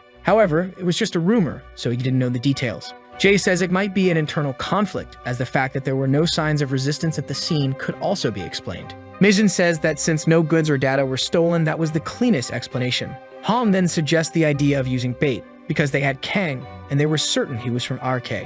He suggests telling the boy that the children were being protected, and that given the situation, he should go to the model school. Even if he wasn't becoming a hunter, he would still need a way to protect himself, and that if ARK came to get him, they would benefit from it. Mission says she liked that plan because they didn't have to lie. She then asked the man if she should investigate more about ARK, but he responds that there was no need, and that if this person is going around killing ARK affiliates, it means other places were in danger. So they needed to find Jay's brother first. The protagonist is confused, but his father explains that this person is going to kill people related to the lab, so his brother must be in danger. Hong and Mizin then start asking questions about the protagonist's brother. 4 years ago at the research center, someone wishes a happy birthday to child number 3 and says they have prepared a cake for him. The boy, in turn, calls the person mother and thanks her. The woman tells him not to call her mother and asks how long he was going to keep acting like a child, and then the boy apologizes. Afterward, the child goes to the infirmary to treat his wounds. The doctor says he endured it well and informs him that he will have visitors later. However, the woman says that visitor might be an inappropriate term for the person. The person was the new director who was arriving. That was the first director the boy had met at that research center. However, he had a bad reputation among the children and researchers, so he didn't last long. The next director, although he was an absent person due to being busy, was careful with the children. A girl approaches the boy asking if it was his birthday, as she had heard from the researchers. The boy replies that yes, and soon they would eat cake together. Right after, the girl gives him cookies as a gift and says she had taken them the day before to give to him. The boy then thanks her. While eating the cookies, the boy shares his gift with the young girl. After that, the boy hears a noise and says it must be the researcher. Then a few people enter the room, saying they like the atmosphere because the children seem so bright. The boy, seeing that, wonders who those people were. And then the executor, the man who killed the first director, enters the room, carrying a child in his arms, who, in turn, asks where they were. His mother says they were at the research center and he would stay there for a while. The boy is happy and asks if he could play with the children, and his mother in turn replies that he would stay there playing while she would take a look around with his father. Then the woman asks what number the boy is. He replies that he is number 3. The mother then asks if he could take care of her son for a while. The boy agrees to do her that favor. After that, number 3 introduces himself and asks what the boy's name is. The boy in turn replies that they couldn't say their names there, so he could report him to his mother. Then he notices the boy had cookies and asks for one. To convince him, he says that if he gives him one, he won't tell his mother. And about the name, he was probably number 12. After the new director arrived, number 3's life at the research center didn't change. Number 12 would go there at snack time and leave at dinner. The other children were wary of him. But when number 12 brought a bunch of toys and food from outside, it soon warmed up to him, and he would always take cookies from number 3. However, everything started to change when the third director died. More children came in, and when number 12's father became the 4th director, it suddenly stopped. Number 12 lost both his parents and started staying with the other children. Kang wonders what will happen to him, and thinks that when he reunited with his sister at the orphanage, he thought the heavens had helped him, and that he never thought he would see her again after graduating from the lab. Even though he could no longer hold her in his arms, she was still as beautiful as ever. However, the heavens took his sister away. Then someone knocks on his room door. It was Jai and his colleagues. The protagonist says they had something important to discuss with him. Kang then invites them in. Hong enters the room and introduces himself to the boy. The young man asks if he was a hunter. Jay says the man was there as the director of the model school, not as a hunter. Then Hong decides to explain the current situation. He tells him that the orphanage was attacked by an unknown stranger. It seems there are some people who want to eliminate the orphanage because of him. The protagonist mentions that they were still investigating the details. After that, he says they wanted to know if the boy had heard anything strange from the teachers. However, Kang says he's not sure about anything. The boy then concludes that his brother didn't die because of the dungeon breach. Hong responds that if he could remember anything, would help track down the culprit. However, the boy stays silent. Then Jay suggests that he go to his school, as now he was without a home. 2 days later at the model school, the protagonist is with his students and asks who they selected as the raid captain. However, the girl says they haven't decided yet because they believe it's an advanced party. Jay then asks who she had in mind when she wrote that guide. The girl explains that they tried to exclude elemental magic as much as possible and mainly use common magic. But since they were going into a tunnel, she suggested a light attribute mage. After that, the protagonist is surprised by the students' intelligence. Then the young man says the students did a good job, and thinks that the fact that a group of teenagers wrote an 80-page guide was something commendable. The students are amazed after hearing that, wondering if they really did a good job. Jia replies that he already told them they did, and then his students are happy, making the protagonist proud. He then decides to give a good job label to everyone. After that, he says that everyone should already know that the director had been discharged from the hospital, and that it may not be exactly the time to celebrate the occasion, but soon they would have a transfer student. One of the girls asks how someone wants to transfer that school. Jia replies that it was still her school, so she shouldn't be so harsh. The girl says she remembers seeing him complaining about the school too. The young man changes the subject and says that Kim would soon arrive with the transfer student, and that he might be younger than the others, but he's in the same grade as them, so they shouldn't tease him. Kang silently observes the scenery in front of him. Shortly after, Kim informs the boy that they had arrived at the school, and looking out the car window, he sees a completely run-down school. Sometime later, the protagonist is introducing Kang to the classroom, saying that he was younger and would be in that class from that day onward, asking if he would like to introduce himself. Then, the nervous boy ends up saying his name. A little later, Jay asks if that was a strawberry smoothie. Kim in turn says yes, saying that everything would be ready soon. Soon after, Jay asks if that was the assistant hunter. The guy saying yes asks if they had met before. Looking at the tag, the boy says that Soonjin made it for him, saying a name was needed to be a barista, asking if Jay wanted anything. The boy then ends up ordering an iced Americano. Then the man asks what the kids like to drink, and the protagonist replies that since it was hot, they would probably prefer smoothies. A little later, Jay is already enjoying his ice cream, thinking that Hong was absent again and had said he was going to a dungeon raid. And at that point, either Lee, the financial supporter, or he, who did all the work, should be the main focus. Looking to the side, he ends up seeing Kang watching the sky. Thus, he hands him a drink, asking how school was going. Kang in turn says he wasn't sure about that, mentioning that the director of his old orphanage had a son, and the two of them used to play together a lot. But honestly, he didn't like him much, because he was extremely annoying and messed with the other kids taking their food. Hearing what the boy was saying, the protagonist seems to realize something, supposing that the young man was probably very irritated because of his past self. Continuing to speak, Kang says that out of nowhere, the director ended up passing away. Even so, he didn't seem well on the outside because the people around made bigger fuss. For that reason, he probably didn't know he would become an orphan because he always had a confident attitude. And while watching that scene, he realized that no one knew what life would bring. Observing the situation, Joe wonders if the boy had perhaps learned that lesson from his misfortune. Even so, he remembered not liking the fact that he had to be pushed, besides the fact that he only had one real father. Kang, continuing to speak, says that compared to that, he had lived quite a peaceful life. That's why he never thought he would awaken. Jay, in turn, asks if perhaps he didn't like the idea of awakening. Kang replies that it would have been better if it had happened in the past, mentioning that he had taken care of Sohee for a long time, planning to live with her once he left the orphanage, and if he had awakened earlier, he could have become a hunter to earn money. However, the girl was no longer there, and there was no reason to become a hunter. Shortly after, the protagonist asks if he didn't want to capture the person who had taken his sister's life, thinking that was all he needed to say to manipulate Kang's emotions and turn them into anger to control him, saying that he should do whatever he wanted to do. Kang had been in a lab since birth, and before entering the school, he had lived a normal life like any other child. Even Jay, who had been born in the lab, dreamed of leaving that place while listening to the boy's stories. However, it was hard to imagine that he wanted that, having had his freedom taken away. Returning to the present, the protagonist says that the most important thing was his will. So if he wanted to become a hunter, Jay would personally help him. But if he didn't want to take that path, that was fine too. Changing the subject, Jay asks if the young man perhaps knew where the director's son was. Kang replies that he didn't know because he had gone somewhere else afterward. Shortly after, another girl appears, asking what was going on, asking why that boy had entered the school instead of her. The protagonist responds that it was because she hadn't graduated high school yet.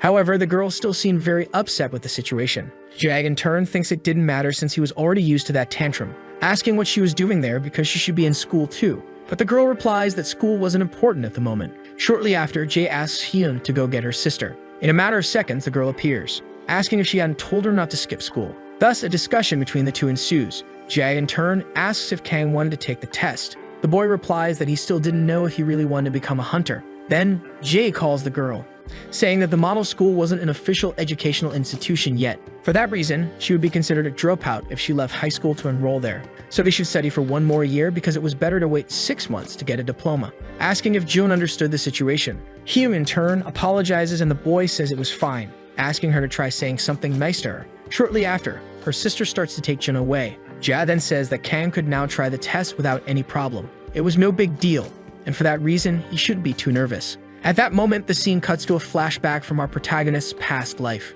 Then Hong calls the boy, so Jay wonders if he had done something wrong, thinking that Hong had told him not to touch the items he had brought from the dungeon, supposing he had found out that he played with a coin. Shortly after, Hong points to the protagonist's hand. Then it is revealed that the young man was holding that dungeon coin, so he apologizes for what he did, saying he wouldn't take it without his permission, but Hong replies that he wasn't there to scold him. It was obvious that he couldn't touch the dungeon items without thinking, but he would never take something dangerous home, asking if he understood what he was saying. Moreover, there was only one thing to ask, asking if he remembered when his coin in his hand started glowing, telling the young man to do that again. Then Jay starts to shake the coin. As a result, it disappears. Thus, his hand starts to glow. Hong says it was as expected, as that was mana. At that moment, Hong picks up the coin, asking if he had shown anyone that he could do that, and the young man replies no, that Hong was the first. Then Hong tells him never to show that to anyone, because not everyone was capable of doing that, and if he did it in front of others, they might become envious. Jay says that it was nothing because Hong could also do that, as all he needed to do was gather some particles. Right after, Hong asks if the young man wanted to go for a walk, and the boy replies no. Even so, Hong asks to teach him a few exercises. Thus, the young man ends up accepting the offer. Then the scene cuts to the present, and the protagonist asks if Kang could see that. Handing over the paper, Jay says that if he wasn't seeing anything, it was okay, because he should avoid the drawing being erased, and for that reason, he should place it on the palm of his hand. In the Mana Conductivity Test Manual, the first rule is to activate the auxiliary rune that gathers mana around. Second, the subject of the test was the tester holding one end of the paper. That test infused a small amount of mana. The third rule was for the mana to flow into the tester's hand through the paper to the rune, and finally into the hand of the test subject. Thinking back to when he was 3 years old, long after the coin incident, he realized something different. Because no one, not even the man, could make his hand glow like he could. The particles he saw were mana, and he was the only person able to see them with the naked eye. For that reason, this was the pioneering project.